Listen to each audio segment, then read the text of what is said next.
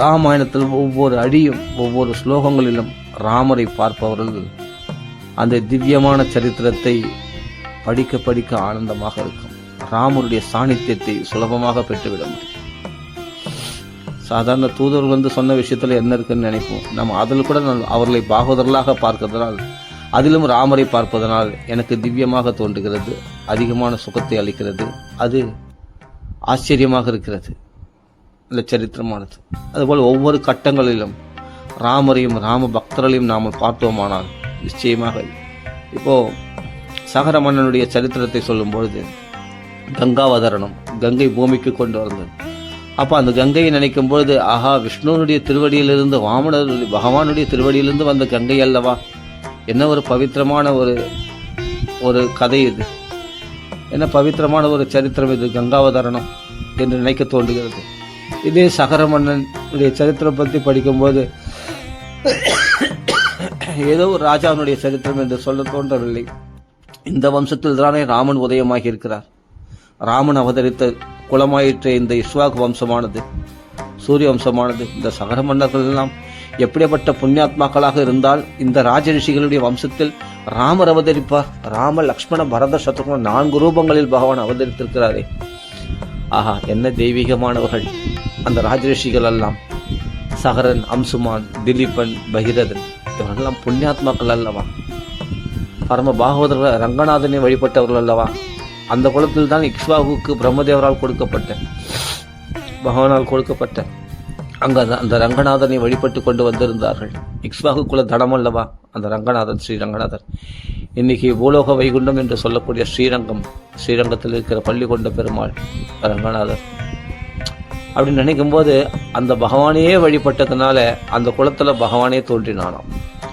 இக்ஷ்வாகு போன்ற ராஜரிஷிகள், சூரிய வம்சத்த ராஜர்கள் எல்லாம் பகவானை ஸ்ரீ ரங்கநாதனை வழிபட்டதுனாலே அந்த குலத்தில் தனமாக இருக்கிறதுனாலே ரங்கநாதன் அந்த குல தனமாகவே ராமச்சந்திரமூர்த்தி அவதரித்தார். சாக்ஷாத் பகவானே ராமனாக அவதரித்த அந்த சூரிய வம்சத்தினுடைய சூரிய குலத்தின் பெருமையை அதிகமாக 3 லோகத்திலையும் அந்த புகழ்வுடையதாக அந்த இக்ஷ்வாகு வம்சமே ரகுகுல திலகனாக, ஆஹா, இக்ஷ்வாகு வம்ச குல திலகனாக, இக்ஷ்வாகு வம்ச பிரபவோ ராமோ நாமோ ஜனேஸ்வதா அப்படின்னு நாரத சொல்றார். அப்படி பக்த இக்ஷ்வாகு வம்சத்தையே பெருமைப்படுத்தினாரே பகவான். அப்படி நினைக்கும் போது அந்த ராஜாக்கள்லாம் எப்படியாப்பட்ட மகாத்மாக்கள், எப்படியாப்பட்ட பவித்திரமானவர்கள், இந்த வம்சத்தில் அல்லவா பகவானே அவதரித்தார் என்று நினைக்கும் போது அவருடைய கதைகளை படிக்கும்பொழுது எவ்வளவு சுவாரஸ்யமாக இருக்கும் தெரியுமா. இவருடைய அனுகிரகம் கிடைத்தால்தான் நமக்கு ராமருடைய அனுகிரகம் கிடைக்கும் அல்லவா. இந்த பாகவதருடைய அனுகிரகத்தை பெற வேண்டும் அப்படின்னா அந்த பாகவதருடைய பெருமைகள் எப்படிப்பட்டது. அந்த பகிரதன் எப்படி பிரயத்தனத்தோடு கங்கையை பூமிக்கு கொண்டு வந்தார், சாதாரண விஷயமா. அந்த ஹம்சுமான் எப்படி யாக குதிரையை கொண்டு வந்தார். அவர்கள் கபில மகரிஷியால் எரிக்கப்பட்ட அந்த 60,000 சகரபுத்திரர்கள் கூட மகா பராக்கிரமசாலிகள், மகா தெய்வீக தன்மை பொருந்தியவர்கள் தான். அவரை கூட நம்ம சாதாரணமாக நினைத்துவிட முடியாது. ஏனெனில் அவர்கள் தான் சாகரத்தை வெட்டினார்கள் தெரியுமா. சமுத்திரம் பறந்து விரிந்திருக்கிறது, அதில் சாகரம் என்ற ஒரு போர்ஷன், அது வெட்டிவிட்டது யாருன்னா சகரபுத்திரர்கள் ஆகிய 60,000 புத்திரர்கள் தான். அவர்கள் எப்படிப்பட்ட பராக்கிரமசாலிகளாக இருந்தால் இவ்வளவு தோறும் பாதாளம் வரைக்கும் அதை வெட்டி எடுத்துக்கொண்டு வெட்டி அவைகளை பள்ளத்தை தோன்றி அவைகளை சகரபுத்திரர்களால் நிரப்பப்பட்ட அந்த சமுத்திரம் சாகரம் என்று பெயர் பெற்றதாக இன்று இருக்கிறது என்றால் அந்த சமுத்திரராஜன் கடன்பட்டவனாக இருக்கின்றான் இந்த 60,000 புத்திரர்களுக்கு. அதனால்தான் ஆஞ்சநேயர் போகும்பொழுது உதவி செய்ய வேண்டும் என்று மைனாக பர்வதத்தை தூண்டிவிட்டான் ஆஞ்சநேயருக்கு உதவி செய்யும்படி. இதே சமுத்திரராஜன். ஏன்னால் சாகரம் வெட்டி விடப்பட்டது அந்த 60,000 புத்திரர்கள், சகரபுத்திரர்கள் 60,000 பேர் தானே.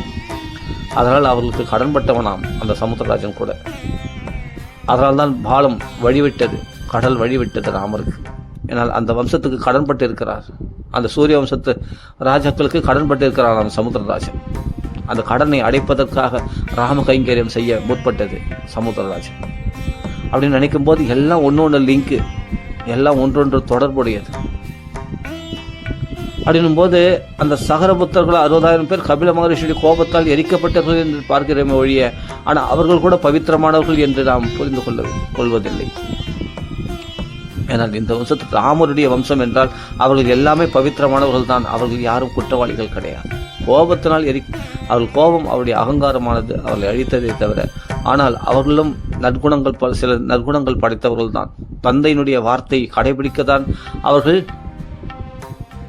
பயங்கரமாக தன்னுடைய வீரத்தை வெளிப்படுத்தினார்கள். அதில் பல ஜீவராசிகளை வதை செய்தார்கள். அதனால் தான் அவர்கள் கபில மகரிஷியால் கொல்லப்பட்டார்கள். இருக்கட்டும், ஆனாலும் சகரபுத்திரர்கள் ஆகிய அந்த 60,000 பேரும் தந்தையினுடைய கட்டளை அனுசரித்தவர்கள். ஏனென்றால் ராமரே பித்ருவாக்கிய பரிபாலனம் செய்தவர்கள் நம் முன்னோர்கள். அந்த வழியை தான் நான் பின்பற்றுகிறேன் என்று சொல்லும்பொழுது, இந்த சகரபுத்திரர்கள் 60,000 பேர் தன் உயிர் போனாலும் பரவாயில்லை, ஆனால் தன் தந்தையின் சொல்படி அந்த யாக குதிரையை மீட்டு வருவது என்று அவர்கள் கங்கணம் கட்டி கொண்டு பித்ருவாக்கிய பரிபாலனம் கடைபிடித்தார்களே, அவர்கள் தர்மாத்மாக்கள் தானே. இல்லை என்றால் ராமர் வாக்காலே அவர்களை உதாரணமாக சொல்வாரா? அந்த சக்கரபுத்திரர்கள் 60,000 பேரை யோசித்து பாருங்கள். எல்லாமே நம்ம பார்க்கிற கண்ணோட்டம் எல்லாமே பவித்திரமானவர்கள் என்றால் பவித்திரமானவர்கள் தான். இதில் யாரும் குறைப்பட்டவர்கள் கிடையாது. ராவணனை கூட, ராவணன் கும்பகர்ணன் கூட மகாத்மாக்கள். ஏன்னா ராமனை நேராக தரிசனம் செய்திருக்கிறான். அவன்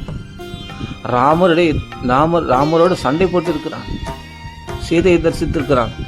லக்ஷ்மணரை தரிசித்திருக்கிறான். பாக்கியசாலி அல்லவா? நம்மால் எவ்வளோ நாமங்கள் சொல்கிறோம், ஆனால் பகவானை தரிசிக்க முடியவில்லை என்று இயங்குகிறோம். ராமனை நேரில் பார்த்துருக்கான் ராவண கும்பகர்ணன். அவரெல்லாம் மகாத்மாக்கள் தான். ஒரு விதத்தில் போனால் அவரெல்லாம் ஒரே ஒன்று காமம் தான் அவனை கெடுத்ததே தவிர வேற மற்ற குணங்கள்லாம் பார்த்தா நிறைய சிறப்பான குணங்கள் வால்மீகி வர்ணிக்கிறார். உத்தரகாண்டத்தில் பார்த்தா இமயமலையே தூக்கக்கூடிய பராக்கிரமசாலி, வேதங்கள்லாம் அத்தியனம் செய்தவன் ராவணன். சாமகானம் பாடி சிவனையே மகிழ்வித்தவன் அவன். அப்படிப்பட்ட ஒரு தலையை அறுத்து ஒரு கைகளை அறுத்து வீணையாக மீட்டி சாமகானம் பாடி சிவனை மகிழ்வித்தவன். இமயமலையே தூக்கினவன். சாதாரணமானவன் கிடையாது. எல்லா தேவர்களையும் அழிக்க அப்படிப்பட்ட தபசக்தி பொருந்தியவன். அக்னிஹோத்ரி, அவனை மாதிரி அக்னிஹோத்திரம் பண்ணவங்க யாரும் கிடையாது. 10 தலையை ஹோமம் பண்ணி சிவனை சந்தோஷப்படுத்தினவன். அவன் தபசனால பிரம்மதேவரே சந்தோஷம் அடையும். அவனுக்கு வேண்டிய வரங்களை அளித்தார். அவர்களாம் தபஸ்ரீகள். அவருடைய தேஜஸுக்கு முன்னாடி ஆஞ்சநேயர் சொல்றார், என்னுடைய தேஜஸ் ஒண்ணுமே இல்லைன்றார். ராவணனுக்கு அவ்வளவு தேஜஸ். அப்படிப்பட்ட தபசக்தி தப பிரபாவம் உடையவன் என்று ஆஞ்சநேயரை பார்த்து ஆச்சரியப்படும்படி தேஜஸ் உடையவன் ராவணன். சாதாரணமான விஷயங்களா இவைகள்லாம்? அதனால ராவணன் கும்பகர்ணன் என்ற பெயரை சொன்னால் கூட நம்ம பவித்திரமாயிடுவோமா? ஏகிம் அக்ஷரம் புரக்தம் மகாபாதக நாசன். இந்த ராமாயணத்தில் உள்ள ஒவ்வொரு அக்ஷரமும் மகாபாதகங்களை போக்கக்கூடியது. அப்ப ராவணன் கும்பகர்ணன் பேர்லாம் இந்த ராமாயணத்தில் தானே இருக்கு, வெளியில் இல்லையே. ராமாயணத்தில் தானே வருது இதெல்லாம், ராவணன் கும்பகர்ணன் பேர்லாம். அது கூட நம்ம பவித்திரமாக்கிட்டோம்.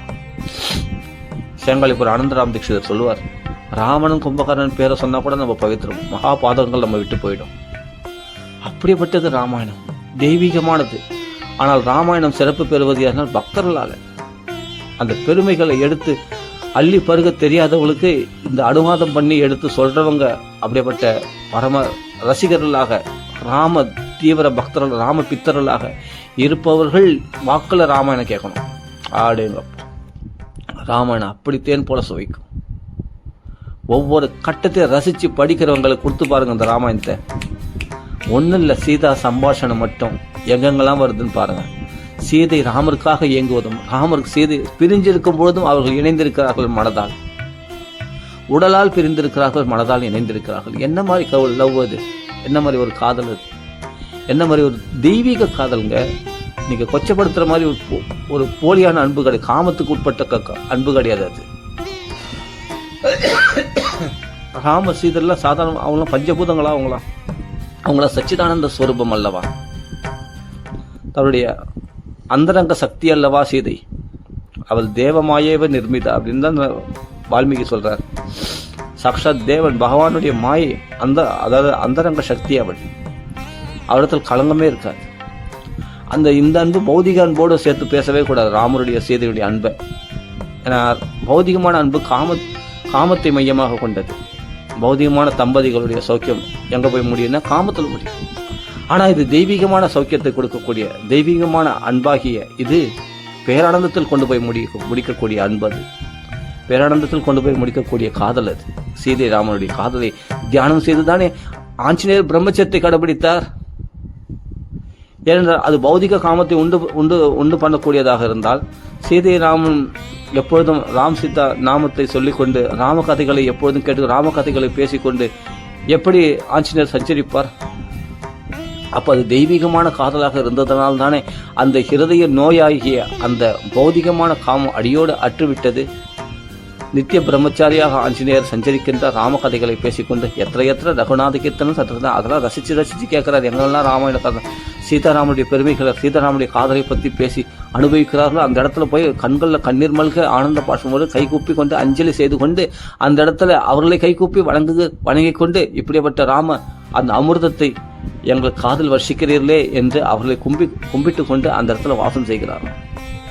ஆஞ்சநேய மதி பாடலானனம் காஞ்சனாத்ரி கமனீய விக்கிரகம் பாரிஜாத தருமூலவாசினம் பாவயாமி பவமானந்தனம் எத்திர எத்திர ரகுநாத கீர்த்தனம் தத்ர தத்ர கிருதமஸ்து ஹஞ்சலிம் பாஷ்பவாரி பரிபூர்ண லோச்சனம் மாருதிம் நமது ராட்சசா அந்தகம். ராட்சசர்களுக்கு யமன் போல அந்த ராவணன் காமம் குரோதம் போன்ற ராட்சசர்களுக்கு யமனாக நிற்கக்கூடியவரான் அந்தகனா. ஆனா பக்தர்களுக்கு கைகூப்பி கொண்டு அப்படியே ஒரு குழஞ்சி போன இருதயம் உடையவராக ஒரு சாதுவாக அப்படிப்பட்ட சாஃப்டான மனம் படைத்தவராக ஆஞ்சநேயர் காட்சியளிக்கின்றாராம். அவரை மாதிரி ஒரு சாது கண்டுபிடிக்க முடியுமா? அந்த ராம கதைகளை சீதை ராமனுடைய காதலை பற்றி பேசிக்கொண்டே இருக்கலாம். அது பௌதிகமான கிளர்ச்சியை உண்டாக்காது, அது ஆன்மீகமான சந்தோஷத்தை அதிகரிக்க செய்யும். நமக்குள்ள அந்த சந்தோஷம் இருக்கு, அது உண்டு பண்ண அவசியம் இல்லை, அதை அதிகரிக்க செய்யும். அந்த ஆன்மீக உணர்வை தட்டி எழுப்பி நமக்குள்ள ஆன்மீக ஆனந்தத்தை உண்டு பண்ண செய்யும். அப்படிப்பட்டது இந்த சீதாராமனுடைய கதைகளை படித்தால் அது கேட்பதற்கும் ஆனந்தமாக இருக்கிறது. அதே சமயத்தில் அது பௌதிக கிளர்ச்சியை உண்டு பண்ணாமல் காமத்தை உண்டு பண்ணாமல் காமத்தை போக்கக்கூடிய மருந்தாக அமைகிறது. இந்த சீதாராமனுடைய சரித்திரமானது, சீதாராமனுடைய காதலானது அருமையான சரித்திரம். அந்த ராமனை பிரிந்து சீதை ஏங்குகின்ற அந்த ஏக்கங்கள், அவளை நினைத்து இவள் புலம்புவது, அவளை ரசிப்பது, ஆஞ்சநேயரில் அவருடைய வர்ணனைகளை கேட்டு ரசிப்பது, ஆஹா ஆஹா ஆஹா. அதே போல் ராமர் சீதையை நினைச்சு புலம்பி அவளுடைய அழகை ரசித்து அவளுடைய பேச்சுக்களை அவளுடைய நடைமுறை பாவனைகளை ரசித்து ராமர் இயங்குவது என்பதெல்லாம் நீங்கள் படித்து பாருங்கள், உங்கள் மனமே மாற்றமாகிறது. ஆனால் தெய்வீக நிலையில் இருந்து படித்தால் நிச்சயமாக அது நமக்கு ஆனந்தத்தை விருத்தி செய்யும். அது பௌதிகமாக எடுத்துக்கொள்ளக்கூடாது. ராமனுக்கும் சீதைக்கும் உள்ள காதலை பௌதிகமான காதலாக லோக விஷயமாக எடுத்துக்கொள்ள, அது தெய்வீகமானது திவ்யமானதாக நாம் அனுபவிக்க ஆரம்பித்தால் அந்த சீதாராமனை சேர்த்து வைத்து நம்ம பார்த்து அனுபவித்து ஆஞ்சநேயர் 2 பேரும் சேர்த்து வச்சத மாதிரி நம்மளும் சேர்த்து வச்ச இருதயத்தில் பார்த்தோமானால் நமக்கு உலகத்தால் யாராலும் ஆக வேண்டியது ஒன்றுமே இல்லை. எந்த உலக விஷயம் உலக காமக்குரோதங்களால் நம்ம பாதிக்கப்படவே மாட்டோம். ஆஞ்சநேயர் போல இருப்போம் நித்திய பிரம்மச்சாரியாக. அவ்வளவு பலம் பெருகும் நமக்குள்ள, ஆன்மீக பலம். இது இந்த சந்தோஷமே போதும்டா, இதை விட பெரிய சந்தோஷம் உலகத்துல என்ன இருக்குன்னு. அதான் கல்யாணம் பண்ணிக்கல ஆஞ்சநேயர் சாமி. நிறைய வானர்கள் திருமணம் செய்து கொள்ளவில்லை, அது தெரியுமா? எவ்வளோ நல்ல நேர் எவ்வளோ பேர் இருக்காங்க இந்த ராம் பக்தியில் தெளிச்சு. நிறைய பேருக்கு தெரியாது. சுக்ரீவன் தான் மனைவி இருக்கு, ரொம்ப இருக்கா அப்படின்னு சொல்கிறோம். நாம வாலிக்கு தாரை இருக்கான்னு சொல்கிறோம். அங்கதனுக்கெல்லாம் எங்கன்னா மனைவி பற்றி சொல்லியிருக்கா? அங்கதன் நீல நல்ல நீல ராம பக்தியில் தெளித்தவர்களுக்கு அவர்கள்லாம் தெய்வீகமானவர்கள். அவர்களுக்கெல்லாம் நிறைய பார்த்தா மனைவிகள் பற்றி பேர் எங்கேயும் வரதா தெரியல. ராமாயணத்தில் பிரமாணம் காட்ட முடியல. நலன் நீலன் அங்கதன் போன்றவர்கள்லாம் பாருங்க, எங்கேயாவது மனைவி இருக்காங்களா, அவங்களாம் பிள்ளைகள் இருக்காங்கன்னா காணப்படுகிறதா பாருங்க. மைந்தன் திவிதல்லாம் பாருங்க, கிடையாது. அவங்களாம் குடும்ப குழந்தை ஒட்டி இருக்கிறதா தெரியல. ஆனால் இருக்கிறாங்க, மற்ற வானவர்களுக்கு மனைவிகளாக இருக்கிறாங்கன்றது சீதை அந்த புஷ்பமானத்தில் ஏற்றி கொண்டு போகும்போது இருக்கிறாங்கன்னு தெரியுது. ஆனால் சில பேர் பார்த்தா அந்த ராம பக்தியில் தெரிவித்தவர்கள் நிறைய பேர் பிரம்மச்சாரிகளாக தான் இருப்பதாக காணப்படுகிறது ராமாயணத்தில். அவர்கள் இல்லறத்தில் வாழ்கிறார்கள் என்று காணப்படலை. ரொம்ப ஸ்திரீகள் இருக்கிறாங்க, அது அம்மாவாக இருக்கலாம், தங்கச்சியாக இருக்கலாம், எவ்வளோ பேர் இருக்கலாம். ஸ்திரீகள் மனைவிகளாக தான் இருக்கணும்னு அவசியம் இல்லையா? அதனால் அந்த வானர ஸ்திரீகள் இருக்கிறாங்க, இல்லைன்னு சொல்ல வரல. அது நலன் நீலன்னு பார்த்தா இவங்களெல்லாம் மனைவி இருக்கிறதா காணப்படலை. ஆனால் நிறைய ஸ்திரீகளுக்காக மற்ற வானவருடைய மனைவிகளாக இருக்கலாம், இல்லை பெண்கள் அம்மாவாக இருக்கலாம், தங்கைகளாக இருக்க, சகோதரிகளாக எந்த விதத்துலையாவது இருக்கலாம் இல்லையா. ஆனால் வானர ஸ்திரீகள் இருக்கிறாங்க, அவங்களாம் கூப்பிட்டு வந்தாங்கன்னா வருது. ஆனால் ராமாயணத்தில் அதையும் பார்க்கணும். ஆனால் ராம பக்தியில் தெளித்தவர்கள் நிச்சயமாக பிரம்மச்சரியத்தை தான் கடைப்பிடிக்கிறார்கள். ஆஞ்சநேயருக்கு கூட இல்லைன்னா இவங்களாம் துணை புரிய முடியாது. நலன் நீலன் போன்றவர்கள்லாம் அங்கதெல்லாம் இவரெல்லாம் ராம பக்தி அனுபவித்தவர்களுக்கு எல்லா காமக்குரத்தையும் ஜெயித்தவர்களாக இருப்பார்கள். அவர்கள் எப்பொழுதுமே மகா தேஜஸ்விகளாக, உற்சாகம் நிறைந்தவர்களாக, அதிக புத்தி கூர்மை உள்ளவர்களாக இருப்பார்கள். அவர்கள் மகா ஞானிகளாக இருப்பார்கள். ராம நாமத்தை சொல்பவர்களே, ராம பக்தி செய்பவர்களே அவ்வளவு விசேஷமானவர்கள். வசிஷ்டர் ஜபதாம் வரிஷ்டா அப்படின்னு பதமே இருக்கு. எந்த சமயத்துல ராமநாமத்தை ஜபிச்சுனே இருப்பாராம். ராமர் வரத்துக்கு முன்னாடி ராமநாமத்தை தான் ஜபிச்சுன்னு இருந்தாராம். அப்ப ராமருக்கு முன்னாடியே இருக்கு. ஏன்னா ராமர் வரல, ராமநாமம் வரல. ராமர் அயோத்தியா தாமத்துல வைகுண்ட வாசல அவர் எப்பொழுதும் அவருக்கு இந்த ராமநாமம் நித்தியமானது. இது புதுசா ஏற்படுத்தப்பட்டதல்ல. அந்த ராமநாமத்துக்குரிய பரம்பொருளும் நித்தியமானவர், ராமரும் நித்தியமானவர். பூலோகத்துல அயோத்தியில அவதரித்ததாக காண்பிக்கிறாரே தவிர அவர் நித்தியமானவர். அயோத்தியா தாமத்தில் எப்பொழுதும் ஒவ்வொரு கல்ப காலத்திலும் ராமர் அவதரிக்கிறார் பூலோகத்துல. ஆனால் நித்தியமாக தன்னுடைய சாந்தானிகம் என்ற வைகுண்ட லோகத்தில் நித்தியமாக இருக்கிறார் சீதாராமனோட. ஆஞ்சநேயரும் நித்தியமானவர். எல்லாமே நித்தியமான நித்திய சூரிகள் அவங்களாம், மகாத்மாக்கள். அப்ப அவரெல்லாம் இந்த பௌதிக விஷயமான கல்யாணம் பண்ணிக்கிறது, குழந்தை குட்டி, இந்த விஷயத்தெல்லாம் அவங்க ஈடுபட மாட்டாங்க. ராம கைங்கரியத்துல தங்கள் உயிரையே பணயம் வைப்பார்கள். நலன் நீலன் அங்கதன் போன்றவர்களாம் ராம கைங்கரியத்தில் தங்கள் உயிரையே பணயம் வைப்பார்கள். ஆஞ்சநேயர் போன்றவர்களாம் அப்படிப்பட்ட ராம சௌக்கியத்துல நிறைந்தவர்கள், ராம சௌக்கியத்திலேயே மிதந்தவர்கள். அவருக்கு எதுவுமே இந்த உலகத்தில் எதுவுமே தேவையில்லை. ராம சௌக்கியத்துக்காக நாங்கள் உயிரையும் தியாகம் செய்வோம். எப்பொழுதும் ராம கைங்கரியம் தான் அவங்களுக்கு முக்கியம். அவர்கள் தான் ராம தூதர்கள் சொல்லக்கூடியவர்கள். அந்த வானவர்கள் ஆகிய தேவர்கள் தான் வானர்களாக வந்தார்கள். ஆனால் வானர்களாக வந்த பிறகு எல்லாம் பிரம்மச்சாரிகளாக, நிறைய பேர் பார்த்தா ராம பக்தர்களாக.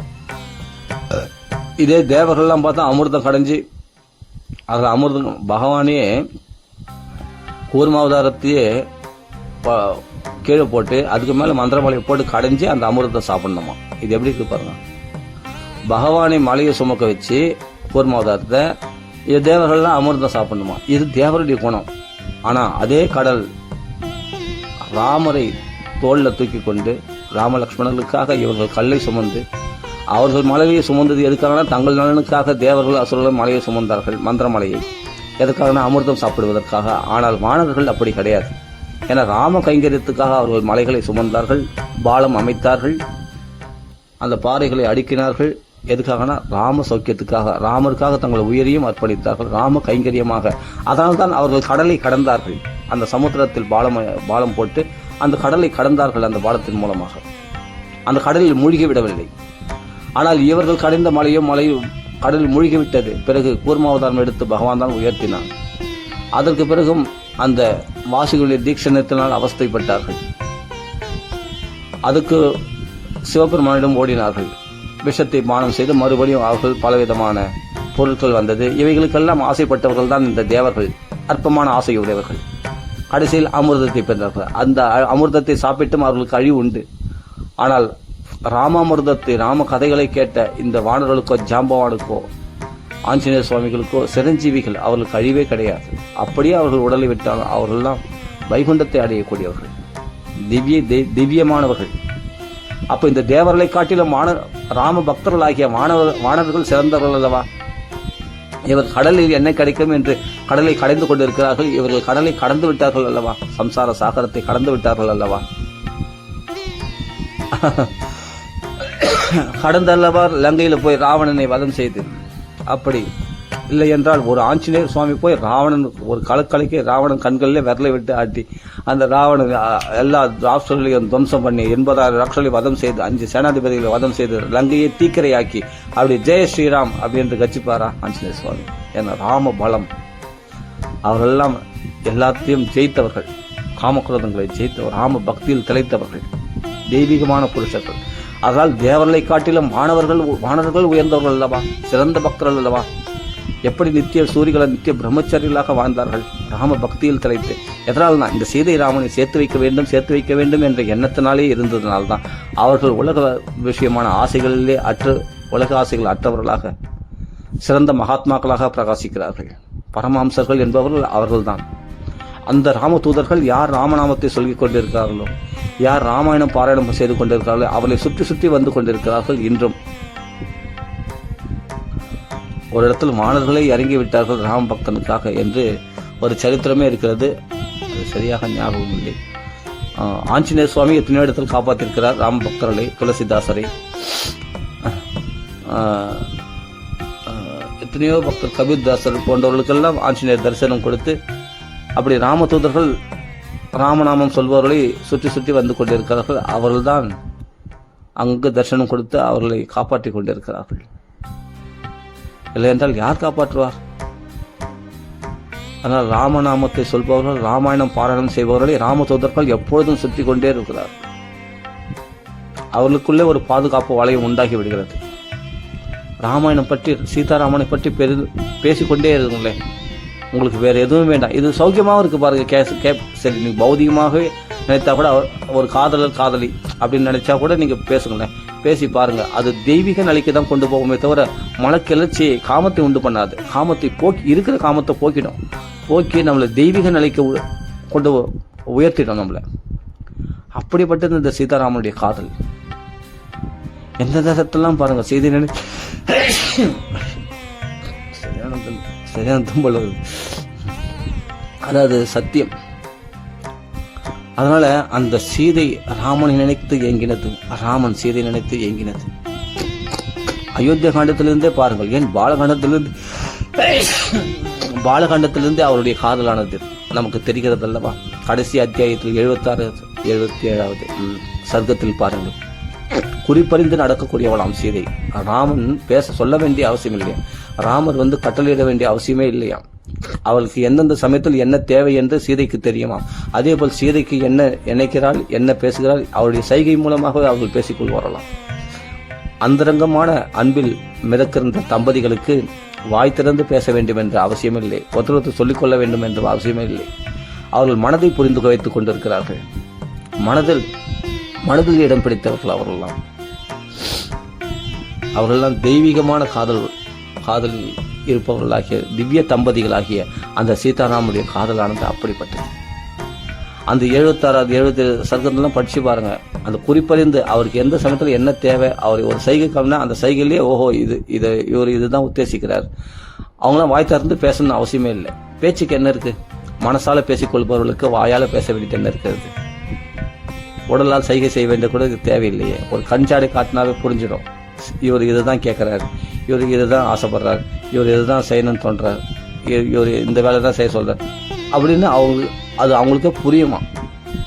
அந்த மனசுல பேசிப்பாங்களாம் அவங்களாம் சீரிய ராமனும். இது 77 சர்க்கத்தில் அப்படியே ஸ்பஷ்டமா வால்மீகி வர்ணிக்கிறார் பாருங்க. பாலகாண்டத்திலேயே அவருடைய அந்தரங்க மனதை வெளிச்சம் போட்டு காட்டுறார், அவருடைய அந்தரங்க மனசை வெளிச்சம் போட்டு காட்டுறார் வால்மீகி சுவாமி. ஏன்னா அதெல்லாம் உனக்கு அந்த சீதாராமனுக்குள்ள இருக்கிற ரகசியங்கள்லாம் உனக்கு தெரிய கடவுது, உனக்கு நதா அந்தருதம் ஒன்று கூட நீங்க சொல்றது ஒன்று கூட பொய்யா போகாது அப்படின்னு பிரம்மதேவர் வரம் கொடுத்திருக்கிறார் வால்மீகிக்கு. அதனால தான் அவர் தன்னை ஞான திருஷ்டியில பார்த்து எழுதக்கூடிய அந்த விஷயங்கள்லாம் ஸ்பஷ்டமாக சத்தியமாக இருக்கிறது. அந்த அந்தரங்க தம்பதிகளுக்குள்ள அந்த அந்தரங்கமான அந்த அன்பு பரிமாற்றமானது அங்க அப்படி வர்ணிக்கிறார். படிச்சு பாருங்க, ரசிக்க முடிஞ்சா ரசிங்க. வாழ்க்கையை நரகமாக்கி கொள்ள வேண்டாம், வாழ்க்கையை இனிமையாக பொழுதுபோக்க வேண்டும். இந்த உலக விஷயங்கள் எல்லாம் மனசில் கலங்கத்தை உண்டு பண்ணக்கூடியது, துன்பத்தை உண்டு பண்ணக்கூடியது என்று தெரிந்தவர்கள் வாழ்க்கையை சந்தோஷமாக, சொர்க்கமாக, அப்படியே வைகுண்ட நிலையாக, மனசை வைகுண்ட நிலையமாக மாற்றிக்கொள்ள விரும்புபவர்கள் நிச்சயமாக இந்த சீதாராமனுடைய காதல் விஷயங்களை கண்டிப்பாக படிக்க வேண்டும். படிக்கிறதுக்காக தான் ராமாயணம் எழுதப்பட்டிருக்கிறது. அந்த காதலை மட்டும் அனுபவிக்க வேண்டும் என்று ஆசைப்படுவர்கள் சீதையுடைய மனதையும் ராமனுடைய மனதையும் எப்படி வெளிச்சம் போட்டு காட்டியிருக்கிறார் வால்மீகி என்று படித்து பாருங்கள். நீங்கள் ஆச்சரியமாக இருக்கும். பக்தின்றது 2வது பட்சங்க இருக்கட்டும், நம்ம காதல் விவகாரமாகவே நீங்க படிச்சு பாருங்களேன். ராமாயணத்துல இந்த சீதாராமனுடைய சம்பாஷணை எப்படிலாம் வருதுன்னு பாருங்க. அயோத்தியா காண்டத்துல பாருங்க, ராமனை விட்டு கொடுக்காத சீதையும், சீதையை விட்டு கொடுக்காத ராமரும் எப்படி இருக்காங்க பாருங்க. வனத்துல நீ கஷ்டப்பட வேண்டான்னு ராமர் நினைக்கிறாரு. நீ வனத்துல போய் நீங்க கஷ்டப்படுங்களே, உங்களுக்கு நான் பாதுகாப்பா, உங்களுக்கு நான் என் முந்தானையை போட்டு, உங்களுக்கு தலைவை போட்டு, உங்களுக்கு முள்ளு கல்லு இல்லைன்னா முன்னாடி போய் எடுத்து போட்டு உங்கள் பாதையை நான் சீர்படுத்துவேன் என்று சீதை சொல்கிறாள். அப்ப அவர்களுக்குள்ள இருக்கிற அன்யோன்யம் பாருங்க. இவர் கஷ்டப்படக்கூடாதுன்னு அவள் நினைப்பதும், அவள் கஷ்டப்படக்கூடாதுன்னு ராமர் நினைப்பதும். இவர்கள் அல்லவா திவ்யமான தம்பதிகள். இவள் சௌக்கியமாக அயோத்தியில் இருக்க வேண்டும் என்றும், தான் காடு காடாக போய் கஷ்டப்படுத்துகிறார். அங்க ஒரு ஆறுதலுக்காக சீதை ஏதாவது சொல்லிக் கொள்வதற்காக அல்லது மடி சாய்வதற்காக கூட சீதை தேவைப்படும் என்று நினைக்காமல் நம்ம பார்த்துக்கலாம் அதெல்லாம். ஆனால் இவளை சௌக்கியமாக வாழ வைக்க வேண்டும். அதுதாங்க உண்மையான அன்பு. அந்த அன்பு இருந்தால் கண்டிப்பாக உன்னை விட்டு அந்த பெண்ணானவள் பிரியவே மாட்டாள். இவளுடைய துக்கத்தை நினைத்துதான் சீதை வருத்தப்படுகிறாள். உங்களை விட்டு ஒரு க்ஷணம் பிரிந்திருக்க மாட்டேன். அப்படி விட்டு போனீர்களானால் அடுத்த க்ஷணம் நான் விஷத்தை கொடுத்து உயிரை விட்டு விடுவேன், நெருப்பில் விழுந்து விடுவேன் என்று சொல்கிறாள் இதே சீதை. படித்து பாருங்க, அந்த அன்பு எப்படி இருக்கு பாருங்க. நீங்க பௌதிகமா படிச்சு பாருங்க. ஆனா தெரிஞ்சோ தெரியாம நீங்க ராம் பக்தி பண்ணிடுறீங்க. இது தம்பதிகளுக்குள்ள விவகாரம் அப்படின்னு நினைச்சா கூட, அப்படி படிச்சா கூட நீங்க கடைசியில் என்னன்னா உங்களை அறியாமலே நீங்கள் ராமபக்தி உங்களுக்குள்ள ஊசி போட்டு இறக்கிறார் பகவான். வாழைப்பழத்தில் ஊசி இறக்கிற மாதிரி நம்மளுக்குள்ள ராமபக்தி உள்ள இறங்கி விடுகிறது. இந்த ராமாயணத்து கதையை படிக்கும்போது பாலகாண்டத்திலே அந்த திவ்ய தமிழ் இயம் சீதா மமசுதா சகதர்மி சரிதவ, உங்களுடைய தர்மத்தை அவள் கடைபிடிப்பாள், உங்களை அனுசரிக்கிறவளாக இருப்பாள், சாய ஏவ நிழலை போல பின்தொடர்ந்து வரக்கூடியவளாக இருப்பாள் என்று ஜனக மகாராஜா கைப்பிடிச்சு கொடுக்குறாரு இல்லையா சீதையை. அந்த இடத்துல சர்வாபரண பூஷிதாக, அப்படி எல்லா ஆபரணங்களும் அலங்கரிக்கப்பட்ட மகாலட்சுமியே அப்படி நிற்கிறான்னா, மாப்பிள்ளை எப்படி இருக்காருன்னா மயங்கலையா. ரமா முகுந்தம் நிரபேட்சம் ஈப்சிதம், உள்ளுக்குள்ள ஆசை இருக்குதா, ஆனா நிரபேட்சம் மாப்பிள்ளை முறுக்கில் இருக்காங்க ராமச்சந்திரமூர்த்தி. சீதை அவ்வளவு கொள்ளை கொள்ளக்கூடிய அழகான். அப்படி ஜனக மகாராஜா பொண்ணை திரும்பியே பார்க்க மாட்டானே, என்ன மாப்பிள்ளையவன் அப்படின்னு நினைக்கிறாராம். அதெல்லாம் ரொம்ப சுவாரஸ்யமா இருக்கும் அந்த கட்டங்கள்லாம் படிக்கும்போது. சீதா விவாகத்தை படிக்கும்போது அந்த கையை பிடிச்சு கொடுக்கிறார். அப்போ தாரை வார்த்து தன் பெண்ணை கொடுக்கின்றார், கன்னிகாதானம் செய்கிறார் ஜனக மகாராஜா. அப்படின் போது அது எவ்வளவு மங்களகரமாக இருக்கிறது. அந்த கல்யாணம் எப்படி நடந்ததுன்னா விஸ்தாரமா வர்ணிக்கிறார் வால்மீகி. அந்த அந்த அக்னியை 3 தடவை வளம் வந்தது, அவர்கள் அருந்ததி பார்த்து, இது போல அவர்கள் அந்த அங்க எப்படி அலங்காரமா இருந்தது எல்லாமே அந்த சீதா விவாகத்தை படிக்கும் போது உண்மையிலேயே அந்த சீதாராம கல்யாணத்துல நாம ஒரு ஆளாங்க அங்க ஜனங்களா நம்ம கலந்து இருந்து பாக்குற மாதிரி இருக்கும். பார்த்தா அயோத்தியாவாசிகளோட ஒருத்தரா இருந்து பாக்குற மாதிரி இருக்கும். அப்படி வர்ணிச்சிருக்கிறது வால்மீகி. பார்த்தா அவ்வளவு திவ்யமா இருக்கும், அவ்வளவு மங்களகரமா இருக்கும் அந்த மனசை பார்த்தா அதை படிக்கும்போது சீதா விவாகத்தை. அப்படி அனுபவிக்கிறதுக்கு கிரந்தம் இருக்கே. நம்ம நல்ல அந்த இது வருங்க, நம்ம ஆரம்பத்திலிருந்து படிக்கணும் அவசியம் இல்லைங்க. இந்த சீதாராமனுடைய கட்டம் மட்டும் எங்கெங்க வருது அதை மட்டும் பொறுக்கி எடுத்து தனியா படிக்கலாமே. எனக்கு அதுதான் சுவையா இருக்கு அப்படின்னா அந்த விஷயத்தை மட்டும் எடுத்து படிச்சு அனுபவிக்கலாமே. அதுவே ராம் பக்தி தானே, அதுவே சீதா பக்தி தானே. சீதையோட ராமனை சேர்த்து நீ வழிபட வரும். உன் கனவில் கூட சீதாராமன் வராங்களா இல்லையாப்பா? நீ இது மாதிரி அந்த சீதாராமன் சம்பாஷணைகள் மட்டும் எடுத்து படிச்சு பாருங்க. கனவுல கூட உங்களுக்கு ராமனை நான் எனக்கு என் கனவுல வந்திருக்காரு, அதுக்காக சொல்றேன். இது இப்போ இல்லை, 20 வருஷத்துக்கு முன்னாடி. இப்பெல்லாம் அந்த பக்தி குறைஞ்சி போச்சு. இப்பெல்லாம் குடும்பஸ்தன் ஆயிட்டா அதெல்லாம் முடிஞ்சு போச்சு. அதெல்லாம் ஆரம்ப கால கல்யாணத்துக்கு முன்னாடி இதெல்லாம் படிச்சு அனுபவிச்சிருக்கேன். அப்ப அனுபவிக்கும் போது கனவுல கூட ராமர் தான் தெரியும். கோதண்டபாணியா சீதாராமன் காட்சியளிப்பார். அது 20 வருஷத்துக்கு முன்னாடி, 20 வருஷம் 10-15 வருஷத்துக்கு முன்னாடி அப்படி வந்திருக்கு. கல்யாணத்துக்கு முன்னாடி 20 வருஷத்துக்கு முன்னாடி 10-15 வருஷத்துக்கு முன்னாடி கூட அப்படி அனுபவிச்சிருக்கேன். கனவுல வந்திருக்கார் பகவான், என் கனவுல வந்திருக்கார். ஆனா இப்ப வரல. இப்பெல்லாம் மாறி போச்சு கதையே. பல விதமான ஃபேமிலி ப்ராப்ளம்ஸ்ல இதெல்லாம் எங்க படிக்கிறதுக்கு நேரம் இருக்குது, பணம் சம்பாதிக்கணும், அது இதுன்னு பல விஷயங்களில் ஈடுபாடு. அப்புறமா மறுபடியும் பகவத் விஷயத்துக்கு பாகவதத்துல முழுக்கின பிறகு இந்த ராமாயணத்தை படிக்கிறதே இல்லை. ரொம்ப ராமாயணம் தச்சு விட்டு போச்சு. அப்ப அந்த சுவையிலேயே ஒரு டைம்ல ஒன்ஸ் அப்பான டைம் அந்த சமயத்தில் இருக்கும்பொழுது அவ்வளவு ஆனந்தத்தை அனுபவிச்சேன். அதான் சொல்ற கனவுல கூட ராமர் தெரிவார். அந்த சீதாராம சம்பாஷணைகளே மனசுல ஓடிங்க இருக்கும். அதே நினைவுகள், அதே சம்பாஷணை, அந்த விஷயமே எடுத்து படிப்பேன். இந்த முறையா படிக்கிறதுலாம் கிடையாது. ராமாயணத்துல முறையா படிக்கிறது அந்த மூலப்பாராயணம் தான் படிப்பேன் முறையா. இதெல்லாம் ராமாயணம் யாராவது படிச்சு காட்டணும்னா முறையா படிச்சு காட்டுவேன் எங்க தாத்தாக்கெல்லாம். ஆனா நான் படிக்கணும்னு ஆசைப்படும் போது எனக்கு பிடிச்ச கட்டங்கள்னா சீதாராமனுடைய சம்பாஷணைகள், அதை மட்டும் எடுத்து படிப்பேன். எங்கெங்க இருக்கு அயோத்தியா காண்டத்துல பார்த்தா அவர் 2 பேரும் 5 சர்க்கம் சீதாராமுடைய சம்பாஷணை ரொம்ப சூப்பராக இருக்கும் படிக்கிறது. அப்புறமா அவர் போகிற வழியில் வந்து அந்த இடத்துல வந்து அவள் கை கொடுத்து அந்த படகுல ஏற்றுறது, அவள் வெட்கப்படுறது, அப்படியே சீதையை தூக்கி அங்கே விடுறது. அதே சமயத்தில் சீதை ராமனுக்காக அந்த ஆலமரத்தில் பிரார்த்தனை பண்ணிக்கிறது, ராமர் நல்லபடியாக திரும்பி வந்து சேரணும் அப்படின்னு. அப்படின்னு எங்கள் மாமனார்லாம் நல்லா இருக்கணும் அப்படின்னு பிரார்த்தனை பண்ண தன் குடும்பத்துக்காக, தன் பிறந்த குடும்பத்துக்காக அது பலமாக புகுந்த குடும்பம் அந்த மாமனார்லாம் வந்து சந்திக்கிறேன் நான் மறுபடியும் இந்த இடத்துல வந்து நாங்கள் அயோத்தியில் வந்து சந்தோஷமாக பிரவேசிக்கணும் அப்படின்ட்டு அந்த நதி தேவதையை வழிபடுறதும், அந்த ஒரு ஆல விருட்சத்தை வழிபடுறதும். அப்போது ராமருக்கு ரொம்ப பிரியத்துக்குரியவளாக அந்த மந்தாகினி நதியில் வந்து அவர்கள் நீந்தி விளையாடுறதும், அந்த இடத்துல அவர்களுடைய சம்பாஷணைகள்.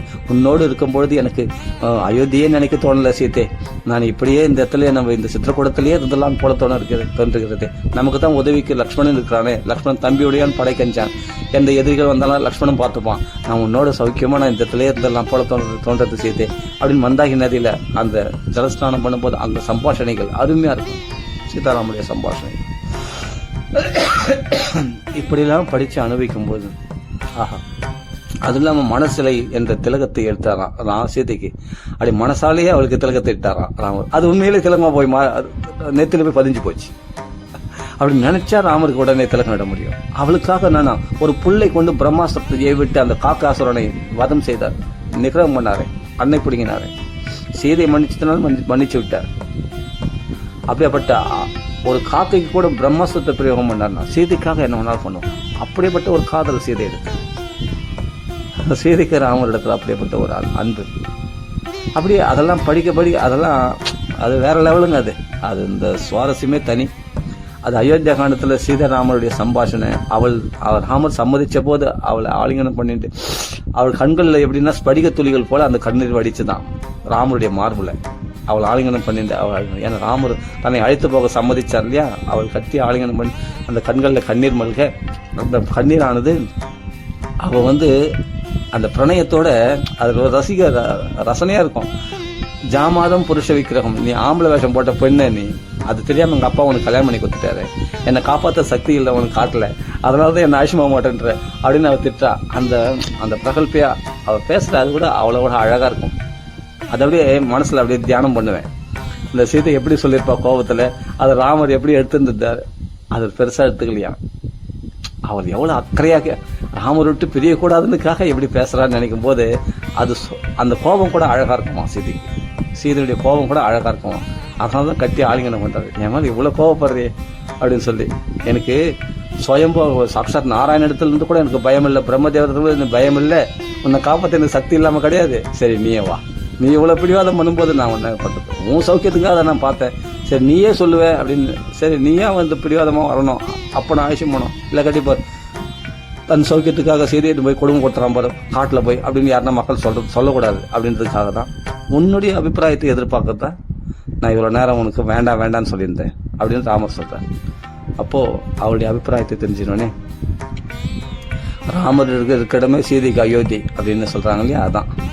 அப்போ ராமர் பின்னாடி போறேன். அப்போ எனக்கு தானம் செய்வாய். உடனே அந்த யாத்ரா தானம் சந்தோஷம். மகாலட்சுமியே தானம் பண்றானா எப்படி தானம் பண்ணுவா, தாராளமா வழங்குறாளாம் எல்லாருக்கும். அந்த யாத்ரா தானம் பார்த்தா அப்படி அடுத்தது தானம் பண்றாரு சீதை. அவர் மேல் லக்ஷ்மணன் போய் காலில் விழுந்துட்டார். சீதைக்கு அது போராடின மாதிரி என்னால் போராட முடியாது, என்னை சீக்கிரம் தயவுசெய்து அழைச்சும் போவாங்க அப்படின்னு. சரி நீ வா லக்ஷ்மணா அப்படின்னு சொல்லி. ஏன்னா இங்க இருந்தா பின்னாடி ப்ராப்ளம் வரும், லக்ஷ்மணன் கோவக்காரு, என்ன பிரச்சனை வந்துடும், அதெல்லாம் இவர் அழைச்சும் போறது நல்லது அப்படின்னு சொல்லிட்டு தான் ராமர் அழைச்சும் போறாரு லக்ஷ்மணரை. அப்போ அந்த சீதா வந்து ரொம்ப சந்தோஷமா கிளம்புறான். ராமர் மறுபடி கட்டினா எனக்கு எப்படி மறுபடி கட்ட கூட தெரியல, ஆனா கட்டிக்கணும்னு ஆசையாம். ஆனா ராமர் கட்டிக்கிறாரு, என் பர்த்தா என் தெய்வம் கட்டிக்கிறதுனா நானும் கட்டிக்குவேன் அப்படின்னு சொல்லிட்டு மறுபடி ஆசையா கட்டிக்கிறான். அந்த மறுபடியை ராமரே கட்டி வர்றாங்க. அதை பார்த்து எல்லாம் அழறாங்க. ஆனா சீதைக்கு சௌக்கியம் தான், சீதை சந்தோஷமா தான் எடுத்துக்கிறான். ராமருக்கு எல்லாம் தெரியும், நமக்கு என்ன தெரியும். ஆனா அந்த குடும்பத்தை பத்தி ஒரு குறை சொல்ல பாருங்க சீதை. தன் மாமனார் குடும்பத்தை மூத்த புள்ளிய காட்டுக்கு துரத்துறாங்களே அப்படின்ட்டு ஒரு குறை சொல்ல பாருங்க. ஆனா அவள் வந்து என்ன ராமருடைய அபிப்பிராயத்தை அனுசரிச்சு தான் இருப்பாளே தவிர ராமருக்கு பிடிக்காத விஷயத்த அவள் பேசவே மாட்டான். அதை பத்தி அவளுக்கு கவலை இல்லை. ராமர் விட்டு பிரியக்கூடாது, அது மட்டும்தான் அவளுடைய நோக்கம். அவள் தான் பதிவிரதா ஸ்திரீ. அவள் ஸ்திரீ தர்மத்தையும் காட்டுகின்றாள், அதே சமயத்துல அந்த ராம பக்தியையும் அவள் பிரகாசிக்க செய்கிறாளே, அவள் அல்லவா. இதுதானே சிறந்த வைஷ்ணவ தர்மம், பதிவிரதா தர்மம் தானே சிறந்த வைஷ்ணவ. ராமனை தவிர அந்நியமாக எனக்கு எதுவும் தெரியாது. இந்த சொத்து சுகம் அயோத்தி எனக்கு அது முக்கியமே கிடையாது. ராமர் இருக்கிற இடம் தான் எனக்கு சௌக்கியமே. அதுதான் உண்மையான பக்தி. இந்த சொத்து சுகத்துக்கு ஆசைப்படுறவளா இருந்தா அவ அயோத்தியிலே தங்கியிருப்பாளே, ராமர் பின்னாடி ஓடி இருக்க மாட்டாளே. ராமன் தான் முக்கியம். அதுதான் பதிவிரதா தர்மம். அதுதான் அழகு. அதில் தான் சௌக்கியம் இருக்கு. இது மானசீகமா அனுபவிக்கக்கூடிய சௌக்கியம் இருக்குது. இதெல்லாம் உடலால் அனுபவிக்கக்கூடிய சௌக்கியம் கிடையாது. இது மனசால் அனுபவிக்க. உடலை விட மனசு தான் அதிக சௌக்கியத்தை கொடுக்கக்கூடியது. மனசை விட புத்தியை விட ஆத்மா ரொம்ப சந்தோஷத்தை கொடுக்கக்கூடியது. இந்த ஆத்மார்த்தமான பக்தி அனுபவிக்கின்றால் சீதை, ஆத்மார்த்தமான இன்பத்தை அனுபவிக்கிறாள் ராமர். எப்படி புரிஞ்சுக்கணும் அந்த திவ்ய தம்பதிகளுடைய அந்த காதலை. அப்போ அயோத்தியில அதுல சம்பாஷணைகள் திருப்பி படிக்கணும் போல ஆசையா இருக்கும். அடுத்தது அரண்ய காண்டத்துல அந்த சீதைக்காக அந்த சூர்பனகனுடைய காது மூக்க அறிஞ்சு அந்த சீதைக்காக கரதூஷணனை வாதம் செய்து 14 ராஷ்டிர வாதம் செய்து அந்த சீதைக்காக மானை பிடிக்க ஓடி, ஆனால் சீதை இழந்தவுடனே நாசையாமி ஜெகத் சர்வன் உலகத்தையே அழிக்க புறப்படுறாரே, அதுதானே பக்தி, அதுதானே அன்பு, அதுதானேங்க காதல். அந்த தெய்வீகமான காதல். சீதைக்காக நான் என்ன வேணாலும் செய்வேன். உலகமெல்லாம் இகழாதா? பரம்பொருளாம ராமர் பரபிரம்மமா? ஒரு சீதையின் ஒரு பெண் நிமித்தமாக இப்படி புலம்புகிறாரே, மரத்துக்கு தாழன் அப்படின்னு உலகம் நிந்திச்சாலும் பரவாயில்ல, என் சீதைக்காக நான் அவமானப்பட்டாலும் பரவாயில்ல. ஒரு ஸ்திரீ நிமித்தமாக இப்படி புலம்புகின்றாரே என்று உலகம் என்னை அவமானப்படுத்தினாலும் பரவாயில்ல, என் சீதைக்காக நான் அவமானப்படவும் தயாராக இருக்கின்றேன் அப்படின்னு அவர் புலம்பினாரே. என்ன ஒரு அனாதை போல புலம்புகிறாரே. வீரராகவன் விஜயராகவன்லாம் சொல்றோம். அப்படியேப்பட்ட 10,000 யானை பலமுடைய மாரிசன் சுபாகுகள் எல்லாம் விளையாட்டா வதம் பண்ணவர். அப்படியேப்பட்ட 1000 யானை பலம் கொண்ட தாடகை எல்லாம் விளையாட்டா வதம் பண்ணார். 14,000 ராட்சஸ்ல 1 முகூர்த்தத்தை வதம் பண்ண அப்படியேப்பட்ட ராமரா இங்க எப்படி புலம்புறார் செய்தி நினைச்சுன்னா, அதுதான் பகவான். நமக்காக அழக்கூடிய ஒரே ஒரு தெய்வனே தான் ராமன் தான். அது சீதைக்காக இல்லை, சீதைக்காக அழுது நாடகம். ஆனால் நமக்காக அழுகிறார். ஒவ்வொரு ஜீவாத்மாவும் சீதையை போல இந்த மாய்க்கு உட்பட்டு, இந்த மான் என்ற மாய்க்கு உட்பட்டு ராமனை விட்டு பிரிஞ்சு அவள் பரம்பொருளை விட்டு பிரிந்து தவிக்கின்ற நமக்காகத்தான் ராமர் அப்படி புலம்பினாராம். இந்த சம்சாரம் என்ற வனத்துல நம்மளை தேடுகின்றாராம். சீதையை தேடினது இந்த ஒவ்வொரு ஜீவாத்மாக்களையும் தேடுகிறாராம். அது அல்லவா ராமர். ராமருடைய குணமே தனிங்க. அவர் அவமானப்படுறதா இருக்கட்டும், அவர் சீதைக்காக புலம்பம் தான் இருக்கட்டும், நமக்காக அழறார். இந்த சுகபோகங்கள் சத்தியம் நினைச்சு நிற்கேடாப்பா, என்னை அடையாம இவ்வளவு துன்பங்கள் படுறையே, இந்த சம்சாரத்துல இவ்வளவு அவமானங்கள் பட்டு எல்லாத்தையும் பட்ட அடி சில நாள்ல மறைஞ்சிடுன்ற போல அடிக்கடி துன்பப்படுற, அவ்வளோ சம்சாரத்துல இவ்வளவு துன்பங்கள் பட்டும் அடுத்த நிமிஷம் மறைஞ்சிட்டு மறுபடியும் அதே சுகபோகங்களை தேடி ஓடுறையே, இப்படி அஜ்ஞானத்தில் உழல்கிறாயே, உன்னையல்லவா நான் அடைய வேண்டும், ஐயோ என்னை திரும்பியே பார்க்க மாட்டேன்றே, என்னிடத்தில் நித்தியமான சௌக்கியம் இருக்கிறதே, என்னை திரும்பியே பார்க்க மாட்டேன்றே அப்படின்னு நமக்காக அழறாரா ராமச்சந்திரமூர்த்தி. பட்னி பசிமா தெரியுமா? அந்த ராமனுக்காக நாம் அழ வேண்டாமா? ராமனுடைய கதைகளை பேசி அழ வேண்டாமா? ராமரை நினைச்சு நம்ம புலம்ப வேண்டாமா? அந்த ராம கதைகளே பேசி வாழ்நாளை பொழுதுபோக்க வேண்டாமா? ஒரு நாள் நமக்கும் புஷ்பமான வரும் இல்லையா? மரண தருவாயில் நமக்கும் புஷ்பமான பகவான் அனுப்புவான் இல்லையா? அந்த புஷ்பவானத்தில் சீதை ஏற்றி கொண்டு போனது போல நம்மையை ஏற்றி கொண்டு போவான் இல்லையா? அந்த ராமதூதர்களோட நிச்சயமா நடக்கும்.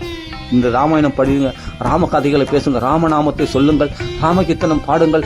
ஆஞ்சநேயர் சந்தோஷம் அடைவதோ இல்லையோ, ராமன் சந்தோஷம் அடைந்து சகல தேவர்களும் சந்தோஷம் அடைந்து எல்லா தேவர்களும் நமக்கு அனுகூலமாக இருந்து எல்லா தேவைகளையும் பூர்த்தி செய்துவிட்டு குடும்ப விருத்தி, தனதானிய விருத்தி எல்லாவற்றையும் வசித்து கொண்டு நம் கூட இருப்பார்கள். தேவர்கள் எல்லாம் நல்ல குணங்கள் நமக்குள்ள பிரகாசிக்கும். தீய குணங்கள் எல்லாம் அடியோடு ராட்சர்களை வதம் செய்வது போல ராமன் வதம் செய்து நமக்குள்ள இருக்கிற தெய்வீக குணங்களை மெருகேற்றி நம்மை ராம பக்தியில் தலைக்க வைப்பார் அந்த ராமச்சந்திரமூர்த்தி. அப்படி சம்சார வனத்தில் அந்த காட்டுல தேடி அலைகிறார். சீதையை தேடி அலைகிறார், நம்மளை தேடி அலைகிறார். நம்மளாம் கிடைக்க மாட்டோமா? இழந்த பொருள் மீண்டும் கிடைக்குமா?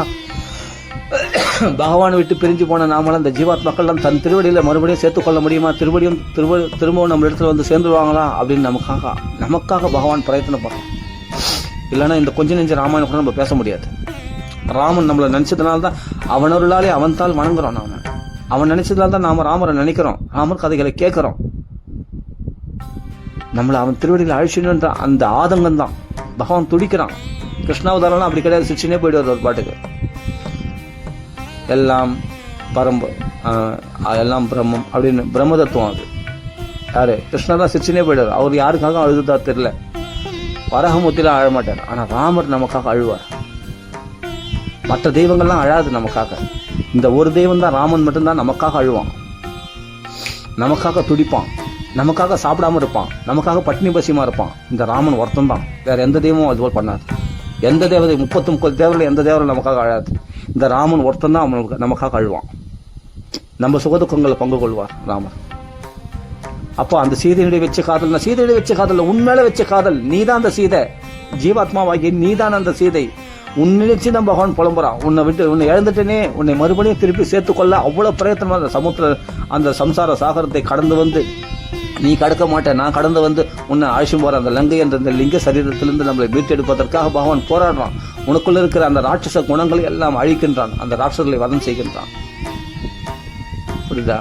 தன்னுடைய சாத்விக குணமாகிய தேவர்களாகிய அவர்கள் தேவாம்சமாக குறைந்தவர்கள மாணவர்களை முன்னிட்டு கொண்டு அந்த சாத்விக தன்மையில் அந்த ரஜோகுணம் தமோ குணம் என்ற ராட்சசர்களை வதம் செய்கின்றான் பகவான்.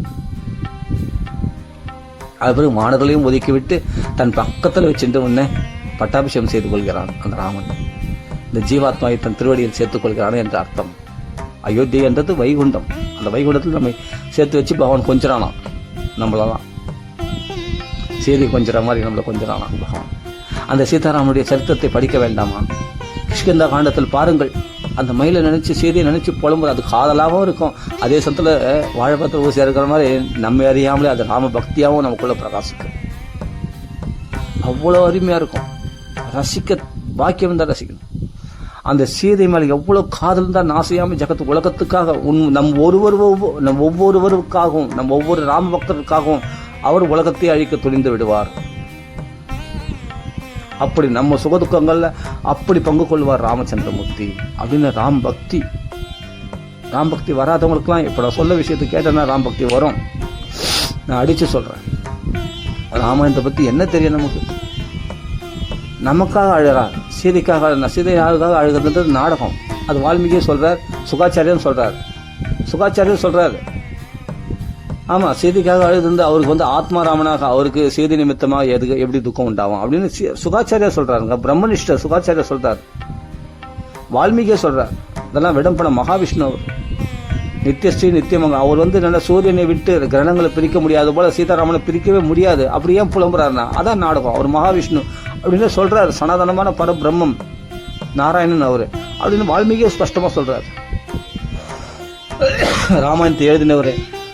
அப்படி இருக்கும்போது சீதை நிமித்தமா அவர் என்ன பெரியவனா? ஆனா அவர் பகவான்றதை விட அந்த காதலிக்காக இயங்குற அந்த இயக்கங்களை பகவான் நம்ம மறந்துட்டு அந்த ராமன் சீதையாவே சாதாரண மனுஷனாவே பார்த்தா கூட அது சௌக்கியமா இருக்கும் இல்லையா? மனசுக்கு ரம்யமா இருக்கும் இல்லையா? எப்படியாப்பட்ட ஒரு காதல், தெய்வீகமான காதல். அப்படி நினைச்சா சுகமா இருக்கும் இல்லையா? அப்படி படிக்கலாமே. நம்ம அறியாமலே நம்ம பௌதிக விஷயத்தை நம்ம எப்படி பிடிக்கணுமோ பகவானுக்கு தெரியும். நீ பௌதிக விஷயத்துல ஆசை உள்ளவனா இருந்தா அந்த பௌதிக காதல் விஷயமாவே தான் பிரகடனப்படுத்தி அதன் மூலமா நம்மள பகவான் அப்படி என்னன்னா பகவான் நாமளால பல யோகங்களை செய்து பார்த்தானா அவன் என்னன்னா மனசை திருடக்கூடிய ஒரு யோகத்தை செய்யறானா. அதுதான் என்னன்னா இந்த லீலைகள் மூலமாக. இப்ப காதல் விவகாரம் பத்தி ஒரு ருசியா இருக்குது உலகத்துல அப்படின்னா, ஆமா நான் ஸ்திரீ விஷயமா பாரு, நான் எப்படி புலம்புறேன் பாரு. அப்ப என் விஷயத்த நான் சீதாராமனுடைய காதலை படிச்சிருந்தா உன்னை அறியாமலே நான் சீதாராமனுடைய பக்தி நீ பண்ற. அப்ப அந்த பக்தியின் மூலமாக என்னை அடைந்து விடுகிறாய், தெய்வீக நிலைக்கு நீ உயர்ந்து விடுகிறாய், உன்னை நீயே பாதுகாத்துக் கொள்கிறாய் ராமாயணம் படிக்கிறதுனால. அப்ப கண்ட புஸ்தகங்களை படிக்காம இந்த ராமாயணத்தை படிக்கலாமே, நல்லா இல்லையா? படிக்கிறதுக்கு சுவாரஸ்யமா இருக்கு. அந்த சீதையுடைய அந்த பூமியை தொடும்போதே இந்த பூமியில் தானே சீதையும் உட்கார்ந்திருப்பாள். அப்ப இந்த பூமியை தொடும்போதே சீதையை தான் நான் தொடுகின்றேன். இந்த நிலவு இருக்கிறதே, இந்த நிலவை சீதையும் பார்த்து கொண்டிருப்பாள் அல்லவா அந்த லங்கையில். அப்பொழுது நானும் சீதையும் ஒரே நிலவை அல்லவா பார்த்து கொண்டிருக்கிறோம். அந்த ஒண்ணு சேர்றாங்களாம் மனசுல. ஒரே நிலவை நானும் சீதையை பார்த்து கொண்டிருக்கிறோம். ஆனா உடல் அளவு பிரிஞ்சிருக்கிறோம். ஆனா மனசுல நானும் அந்த நிலவை பார்த்து கொண்டிருக்கிறேன், சீதையும் அந்த நிலவை பார்த்து கொண்டு ரசித்திருக்கிறேன். 2 பேரும் ஒரே நிலவை பார்த்து கொண்டு நாங்கள் ஒன்றா தானே இருக்கிறோம், நாங்கள் எங்கு பிரிந்திருக்கிறோம் என்று ராமர் சொல்லுவார். கிருஷ்ண காண்டத்தை படிச்சு பார்த்தா தெரியும். ஆரண்ய காண்டத்துல கிருஷ்ண காண்டம் முதல் சர்க்கத்துல பாருங்க, பெருசா இருக்கும். சீதை நினைச்சு புலம்பி தள்ளுவார். ஆரண்ய காண்டத்திலையும் பார்த்தா சீதை நினைச்சு புலம்பி தள்ளுவார். என்னென்ன விதங்கள்ல சீதையை நினைக்க முடியுமோ அப்படிலாம் நினைச்சு புலம்புவார். அதெல்லாம் படிக்கிறதுக்கு ரொம்ப சுவாரஸ்யமா, ரசிகனா இருக்கணும். அப்படி சீதாராமனுடைய காதல் அந்த பக்தியை நாம அனுபவிக்க ஆரம்பிச்சோம்னா அவ்வளவு விஷயம். சுந்தரகாண்டத்துல போய் பாருங்க, அந்த சீதையானவள் ராமனை நினைச்சு எப்படி புலம்புறான், பயத்தினால புலம்புறாது இருக்கட்டும், ஆனா ராமரை நினைச்சு, ராமருடைய அழகை நினைச்சு, ராமருடைய குணங்களை நினைச்சு எப்படி புலம்புறா பாருங்க.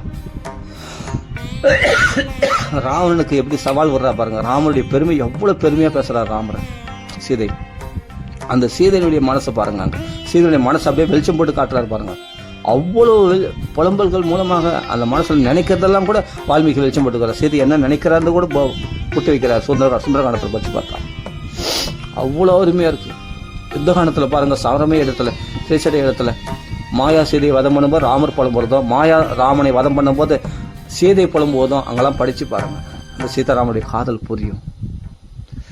அந்த சீதைக்காக பார்த்தா ராவண வதம் பண்ணி, கும்பகர்ண வதம் பண்ணி, இவ்வளவு பெரிய யுத்தங்கள்ல அடிக்கடி நாகாஸ்திரத்துல மூச்சு அடைந்து விழுந்து, சீதைக்காக என் உயிரையே தியாகம் பண்ணுன்னு சொல்லிட்டு நாகாஸ்திரத்துல மூச்சு அடைந்து, அவருக்கு கருடார்வால் காப்பாற்றப்பட்டு, மறுபடியும் பிரம்மாஸ்திரம் மூச்சு அடைந்து, மறுபடியும் சஞ்சீவனி வித்தியினால் காப்பாற்றப்பட்டு, லக்ஷ்மணன் மூச்சடைந்து, தம்பி அப்படியே தன் தம்பியை தியாகம் செய்து, வானர்களை தியாகம் செய்து அந்த சீதையை மீட்டெடுக்க வேண்டுமா அப்படின்னு அந்த சீதை இடத்துல அவ்வளவு பிரியமா.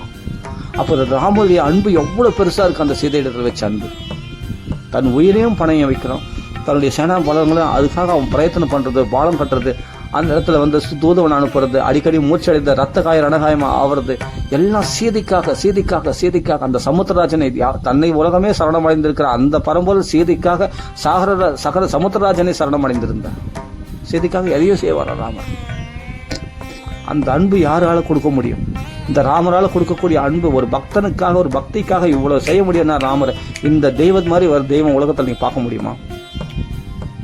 ராமரை போல ஒரு தெய்வத்தை உங்களால் பார்க்க முடியுமா? நமக்காக அழும், நமக்காக உயிரை விடும், நமக்காக ரத்த காய ரணகாயப்படும். நீ உட்கார்ந்த இடத்துல செய்து பயன் இருக்கா. ஆனா ராட்சசர்கள் கொடுத்து பார்த்தா, ஆனா அதை கூட தொடல யாருமே. ஏன்னா ராமருடைய நாமம் சொல்றாங்க இல்லையா, ராம கதைகளை பேசுறாங்க இல்லையா, ராமருடைய குணங்களை ரமிக்கிறாங்க, ராம தியானம் பண்றாங்க இல்லையா. அதனால துஷ்டர்களால் மிரட்டதான் முடியுமே தவிர, பயமுறுத்த முடியுமே தவிர தொட கூட முடியாது. அவள் உயிரை பதிக்கிறதுக்கு இந்த ராவணனுக்கோ மற்ற ராட்சசர்களுக்கோ சக்தி கிடையாது. ஏன்னா ராமருடைய பாதுகாப்புல இருக்கிறார். உடலில் தூரம் இருக்கிற மாதிரி இருக்கு, ஆனா ராமர் பாதுகாப்புல பரிபூர்ணமா இருக்கிறார். அதனால்தான் ராம பக்தர்கள் அங்க ஆஞ்சநேய சுவாமி தேடி வந்தார். இவருடைய பக்தியை பார்த்து ஆச்சரியப்பட்டு அந்த ராம மோதிரத்தை கொடுக்கிறார். அப்பதான் அவர் சவாலாம் நீங்கி ராம சங்கீதன் வீத சோகா, ராமர் பெருமைகளை கேட்டு கேட்டு சோகத்தை விடுகிறாள் அந்த சீதையானவள். ராம பக்தியில் கலைக்கிறனா வாங்க, நிறைய சொல்றேன் வாங்க, எக்கச்சக்கமா சொல்றேன் வாங்க, கேளுங்க, கேட்டு ராம பக்தியில் கலையுங்க, ராமநாமத்தை நிறைய சொல்லுங்க, ராமாயணத்துல பாராயணம் பண்ணுங்க, ராமர் கதைகளை பேசுங்க. இந்த சீதாராமனுடைய சம்பாஷணைகள் எக்கச்சக்கமா இருக்கு, அதெல்லாம் பேசுங்க. கிஷ்கிந்த காண்டத்துல எப்படி புலம்புறாருன்னா, புலம்பல் இல்லைங்க, அது பக்தி. அந்த சீதை எந்த அளவுக்கு பக்தி படி இருந்தா ராமர் சீதையை நினைச்சு இப்படி புலம்பி இருப்பார், யோசிச்சு பாருங்க. அதை சும்மா படிச்சுன்னு வந்தாவே ஓரலாம், சும்மா ஜென்டலா அப்படியே படிச்சுன்னு வந்தாவே அது நம்மளுக்கு மனசு என்னமோ பண்ணிடும், அது உருகிடும். எப்படிப்பட்ட கல்லான ஹிருதயத்தையும் கரைச்சிடும். அவன் மனசு உருகாம போகாது. ராம் பக்தியில மனசை பறி கொடுத்தவன் ஒருபோதும் அது மீண்டு எடுக்கவே முடியாது. ராமாயணத்தை தவிர வேற எதையும் திரும்பி பார்க்கக்கூடாது. அந்த ராமாயணம்னா ராம பக்தி மட்டும்தான், ராமர் மட்டும்தான் அங்க தெய்வம், பரதெய்வம். ராமரை மட்டுமே நாம தியானம், இந்த சீதாராமனுடைய கதைகளை மட்டுமே படிச்சு அனுபவிச்சவங்களுக்கு வேற எதுவுமே அவங்களுக்கு பிடிக்காது, எதுவுமே பிடிக்காது. அந்த சம்பாஷணைகள் சீதையை நினைச்சு ராமர் புலம்புறதும், ராமனை செய்து புலம்புறது மட்டும் இல்லைங்க, அவருடைய அந்த அந்தரங்க அபிப்பிராயங்கள் பாருங்க எப்படி இருக்கு. சரி போயிட்டா, வேற பொண்ணாடி கல்யாணம் பண்ணி போயிடலாம் அப்படின்ட்டு திரும்பி போயிட்டாரா? அந்த சீதையை அடையாமல் விட மாட்டேன், என் உயிரை பணம் கொடுத்தா அந்த சீதை எப்படியா தேடி, எந்த காட்டுல போனா யார் இட்டு போனது கூட தெரியாது, நடுக்காட்டுல எப்படிங்க அவரு நம்புறாரு? அப்புறம் என் உயிரை விட்டுறேன், லக்ஷ்மணா நீ போய் பரதங்களை சொல்லு, பரதனே சந்திரமா ராஜ்யத்தை ஆண்டு அவனை அனுசரிச்சு போய் இரு, நான் உயிரை விட்டுருவேன், சீதை இல்லாம நான் வீட்டுக்கு வரமாட்டேன், நான் உயிரை விட்டுருவேன், நான் இங்க சீதை போயிட்டான்னு நானும் போயிடுறேன் அப்படின்ட்டு உயிரை விட துணிஞ்சார் ராமர். அப்பதான் லக்ஷ்மணர் சமாதானப்படுத்துறாரு, இல்லாட்டி ராமர் உயிரை விட்டுருப்பார் தெரியுமா. லக்ஷ்மணன் சொல்ற, போ பரதனை அனுசரிச்சு நீ போய் வாழப்போ, என்னால் ஆக வேண்டியது என்ன இருக்கு உண்மையில உனக்கு, சீதை இல்லாம நான் அயோத்திக்கு திரும்ப மாட்டேன், நான் உயிரை விட்டுறேன் அப்படின்னாரு. அதெல்லாம் படிச்சு பாருங்க எப்படி இருக்கு. அது மாதிரி ஒரு தெய்வம் கிடைக்குமா? சுக்கிரீவனுடைய துக்கத்தை பார்த்து நீ மனைவியா, நானும் மனைவியா இருந்தேன், நீ சொத்தை இருந்தேன், உனக்காக நான் என்ன வேணா செய்வேன், நீ சந்தேகப்பட்டா நான் உனக்கு சால மரங்களை பிளந்து என் பராக்கிரமத்தை காட்டுவேன், ஆனா உன்னை வாழ வைக்காம நான் விட மாட்டேன் அப்படின்னு சுக்கிரீவனுக்கு கங்கணம் கட்டிண்டு அப்படி வாழியை வதம் செய்து அவனுக்கு சுக்கிரீவனுக்கு பட்டம் கட்டி அவனை சந்தோஷமா படுத்தி பார்த்த பிறகுதானே தன்னுடைய சீதையை அடையத்துக்கு பிரயத்தனம் பண்றாரு. யோசிச்சு பாருங்க. தன்னுடைய சுயநலம் முக்கியமில்லை, தன் நண்பனுடைய சுயநலம், தன் பக்தனுடைய சௌக்கியம்தான் முக்கியம்னு நினைச்சு அந்த பிரவசன மலையில அப்படி மழை பெஞ்சிட்டு அந்த குளிர்காலத்துல நடுங்கின்னு தன் சுகதுக்கத்தை பார்க்காம அந்த சுக்ரீவனுடைய சௌக்கியத்தை பார்த்து தான் சந்தோஷம் அடைந்து கொண்டு லக்ஷ்மணரோட வாசம் பண்றாரு 4 மாச காலம். நினைச்சு பாருங்க, இப்படிப்பட்ட ஒரு தெய்வம் கிடைக்குமா? இப்படிப்பட்ட ஒரு ராமர் கிடைப்பாரா? அந்த சுக்ரீவன் ஒரு வானரன், சாதாரண ஒரு வானரனை வாழ வைக்கிறது அவ்வளவு முக்கியமா?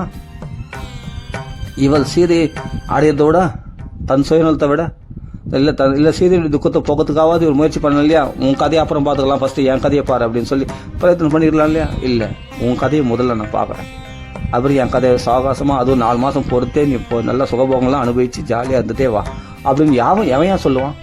ராமர் தான் சொல்லுவார், தெய்வம் தான் சொல்லுவான். உன் சௌகரியத்துல நல்லா 4 மாசம் சந்தோஷமா இருந்துட்டு சுகபோகங்களை அனுபவிச்சுட்டு இதனால நீ கஷ்டப்பட்ட வாலியால காடாக கஷ்டப்பட்ட சாப்பாடு கூட இல்லாம இப்ப நல்லா வகையாக நல்லா சாப்பிட்டு நல்லா சுகபோகங்களை அனுபவிச்சு ரொமையோடு சந்தோஷமா இருந்துட்டு நல்லா என்ஜாய் பண்ணிட்டே வா அப்படின்னு யார் சொல்லுவா? ராமர் தான் சொல்லுவான். 4 மாசம். ஆனா இவர் எப்படி இருக்காருன்னா அந்த மழை புகையில அந்த குளிர்ல நடுங்கின்னு மழை காலத்துல 4 மாசம் கஷ்டப்பட்டு சீதை நினைச்சு பொலிமின் இருக்காரு.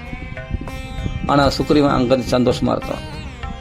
ஆஞ்சநேயரா தான் சொல்றார், 2 பேரையும் பார்க்கறாரு, சுக்ரீவனையும் பார்க்கறாரு, ராமரையும் பார்க்கறாரு. ராமருக்கு புலம்புறார். அப்பதான் ராமரிடத்துல சுகாச்சாரியர் சொல்றார், ராமரிடத்துல லக்ஷ்மணர் ஆஞ்சநேயர் பாத சேவை செய்யறாங்களாம் ராமருக்கு. ஹரிந்திரானு ஜாப்யாம் அப்படின்ற ஒரு பதம் இருக்கு. ஹரீந்திரன்றது யாருன்னா ஆஞ்சநேயர் இங்க குறிக்குது. அனுஜன்னா லக்ஷ்மணர் பாத சேவை செய்யறாங்க 2 பேரும் ராமருக்கு கைங்கரியம் செய்கிறார்கள். அங்க சுக்ரீவன் சுகபோகத்துல வாழ்ந்து கொண்டிருக்கிறார்கள். ஏன் சொல்றேன்னா பக்தனுடைய சௌக்கியம் தான் முக்கியமா நினைக்கிறார், தன் சௌக்கியத்தை அப்புறம் பார்த்துக்கணும்னு நினைக்கிறார் பகவான். சீதையை அப்புறம் மீட்டுக்கலாம், அப்புறமா ராம கைங்கத்துக்கு வரணும் போது கோவப்படுற மாதிரி அவன் என்ன பண்றாரு? சுகபோகங்களிலே உழவும் விட மாட்டார். ராமர் எப்படி பக்குவப்பட்டுறாரு பாரு, அவன் ராம கைங்கரியத்தில் ஈடுபடுத்தணும்னு சொல்லிட்டு அவன் இட்டுன்னு வராரு பாரு. அப்பதான் சுக்ரீவன் புரிஞ்சுட்டான், சபாஷ், என்னால ராமருக்கு ஆக வேண்டியது என்ன?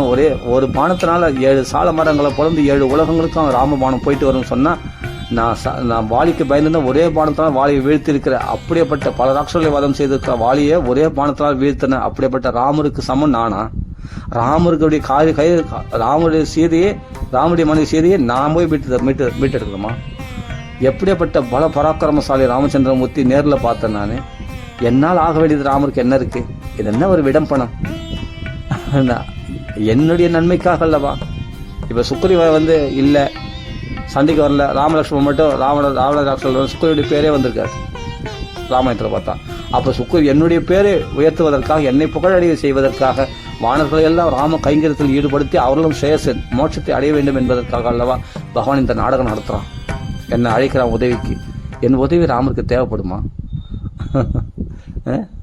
எந்த வாலிக்கு பயந்து நடிகன் இருந்தோம் அந்த வாலி ஒரு பானத்தை தூக்கி போட்டாரு, அப்படி தூக்கி தட்டு போயிட்டாரு. அக்லிஷ்டக்காரன், கிளேசம் இல்லாம காரியத்தை முடிக்கக்கூடிய ராமச்சந்திரமூர்த்திக்கு என்னால ஒரு மாணவர்களால் ஆக வேண்டியது என்ன இருக்கு சொல்லும் பார்க்கலாம். ரத படல, யானை படல, குதிரை படல, கால படல, ஒரு வானர படையை வச்சு என்னன்னா சும்மா அவங்கள ஒரு உதவிக்கு. ஆனா பகவான் தான் எல்லாத்தையும் சாதிச்சான். தன் பலத்தினால ஜெயத்தி அதிபலோ ராமகா, ராமருடைய பலத்தினால் அவர்கள் பலம் ஏற்றப்பட்டவர்கள் ஆகிய வானர்கள் சுலபமாக அவர்கள் ராட்சசர்களை அழித்தார்கள். அவருடைய பலத்தினியா எல்லாம் ராமருடைய பலம். ஆஞ்சநேயர் அங்க சாதிச்சதுன்னா தன் பலத்தை மறைஞ்சிருக்கும் போது வாலிக்கே பயந்து நிற்காரு ஆஞ்சநேயரும் சுக்ரீவனோட சேர்ந்து. அப்ப ராமர் வந்த பிறகுதானே ராமருடைய அனுகிரக ராம நாமம் மோதத்தை அவர்கள் கொடுத்ததுனால தானே ஜாம்பால் மூலமா அவருடைய பலம் அவருக்கு தெரியும். நம்ம ஆத்ம பலம் நாமளும் அப்படிதான் மறைஞ்சிருக்கோம். நம்ம தேக பலம் நினைச்சிருக்கோம், நம்ம ஆத்ம பலத்தை நாமளும் அப்படிதான் மறந்துருக்கோம். ஆஞ்சநேயர் தன் ஆத்ம பலத்தை ஞாபகப்படுத்தினோடனே அதற்கு பிறகுதானே அந்த ராம நாமத்துடைய பலத்தினால ஜெயத்தை அதிபலம் ராம நாமம் பொறிச்ச மோதிரம் ராமர் ஆஞ்சநேயர் கொடுத்ததுனால ஜாம்பால் மூலமாக அவருக்கு தன் பலம் அந்த குரு மூலமாக ஒரு சிஷ்யனுக்கு அந்த ஆன்மீக பலமானது ஏற்றப்படுகிறது. அந்த பலத்தினால தானே சம்சார சாகரத்தை கடந்தார் அவர். அதனால தானே எந்த ராஷ்டிரில வதம் சொன்னார், அங்கேயே அவர் கலக்கிறார். அவர் யாரும் தொட முடியலையே ஆஞ்சநேயரை. அதுக்கு முன்னாடி ஒரு வாலிக்கு பயந்து நின்றார் சுக்ரீவனோட சேர்ந்து. வாலி எதுக்கு சக்தி இல்லைன்னு. ஆனா ராமநாமம் கிடைச்ச உடனே, ராமருடைய அனுகிரகம் கிடைச்ச உடனே அடுத்த கணத்துல ஆஞ்சநேயர் பார்த்தா 80,000 ராட்சசர்ல மசகிக்கிறத ராட்சசன் பொசடிக்கிற மாதிரி அடிச்சு போட்டாராம். லங்கையை பஸ்மாக்குறது எரிச்சு சாம்பலாக்கிட்டாராம். சீதையை கண்டு பேசி அவளிடத்தில் விஸ்வரூபத்தை காட்டி உடம்பை பெருசாக்கி அப்படி ஜெய ஸ்ரீராம் அப்படின்னா மலையை தூக்கக்கூடிய பலம் எல்லாம் பெரிய பெருமை அடைந்தது. ஏன்னா ராம நாமத்தினால, ராமரால, ராமருடைய கிருபையினால. ஆஞ்சநேயரே சொல்றாரு இல்லையா, என்னுடைய பலம் இல்லை ஜெயத் அதிபலோ ராம, நன் பலம் சாதாரண பலம், ராமருடைய பலம் அதிபலம். அந்த ராமருடைய பலத்தினால எனக்கு ஜெயம் கிடைச்சது அப்படின்னு சொல்றாரு இல்லையா ஆஞ்சநேய சுவாமி. ராமாயணத்தில் உள்ள புகுந்து பாருங்க, எவ்வளவு விஷயங்கள் வெளிப்படும். அப்ப ராம கிருபை இருந்தா சபாஷ். ராம பக்தியில பிரகாசிக்கிறவங்களுக்கு எதை சாதிக்க முடியாது. ஒரு தேவன் உள்ள வர மாட்டான். இவருவான ஆஞ்சநேயருடைய அப்பா வாயு தேவனே உள்ள போக மாட்டானா ராவணன் கிரகத்து. ஆமா, லங்கைக்குள்ள பயம் நடுங்கிடுவான். வாயு தேவனா நடுநடுங்கி போவாங்க ராவணன் கிட்ட வர்றதுக்கு. இந்திரன் சந்திரன் எவ்வளவு இந்திரனையே சிறை பிடிச்சதுனால்தான் இந்திரஜித்து மேகநாதனுக்கு, ராவனுடைய பிள்ளைக்கு இந்திரஜித்துன்னு பேரு. அப்படிப்பட்ட இந்திர சந்திரன் நடுநடுங்கிடுவான். ராவனுக்கு லங்கைக்கு வரமாட்டான். ஆனா அந்த வாயுதேவனுடைய புத்திரனாகி ஆஞ்சநேய சுவாமி ராமருடைய பலத்தினால ஒருத்தர் போய் அத்தனை ராட்சல கலக்கம் கலக்கிட்டேன். ஆனா 33 தேவர்கள் தான், ஒரு தேவரோட உள்ள வரமாட்டானா ராவணனுடைய லங்கைக்குள்ள. ஏன்னா ராவனை பார்த்தா பயம் நடுங்கிடும். கொடூரமானவன், வதம் பண்ணிடுவான். அதனால தேவர்களே வர நடுங்கக்கூடிய அந்த லங்கையில போய் ஆஞ்சநேயர் போய் ஒரு கலக்கிட்டார். லங்கை எரிச்சு பஸ்மம் ஆகிட்டு வந்தேன். எதனால? ராம பலம், ராம நாமத்தின் பலம், ராம பக்தி பலம், வேற ஒண்ணும் இல்லை. அதனால ஜெயம், ஜெயத்தடி போல ராம ராகவேன அது பாலிதா. இதெல்லாம் படிக்கும்போது அவ்வளவு உற்சாகமா இருக்கும். ராமாயணத்தை பத்தி பேசும்போது சுந்தரகாண்டத்தை படிச்சு பாருங்க, தெரியும் ராமனுடைய வீரத்தை, ஆஞ்சநேயருடைய வீரத்தின் பராக்கிரமங்கள்லாம் ராமனுடைய பராக்கிரமம் தெரியும். அப்படி இப்போ ஆஞ்சநேயர் பத்தி மட்டும் பேசணும்னா அது ஒரு வருஷம் பேசலாம். அவ்வளவு விஷயங்கள் ஆஞ்சநேயர் பத்தி இருக்கு தெரியுமா. உத்தரகாண்டம் வரைக்கும் பாருங்க, அவ்வளவு விஷயம் இருக்கும் ஆஞ்சநேயர் பத்தி பேசுறதுக்கு. அதே செய்தி பக்தியை பத்தி பேசணும்னா அது ஒரு வருஷம் மேல பேசலாம். பரதனுடைய பக்தி மட்டும் பேசணும்னா அது ஒரு வருஷம் பேசலாம். பரதனுடைய பக்தி எப்படியாப்பட்ட பக்தி, அந்த ராமனுடைய பாரத்தை தான் சுமந்ததுனால பரதன் அவருக்கு பேரு.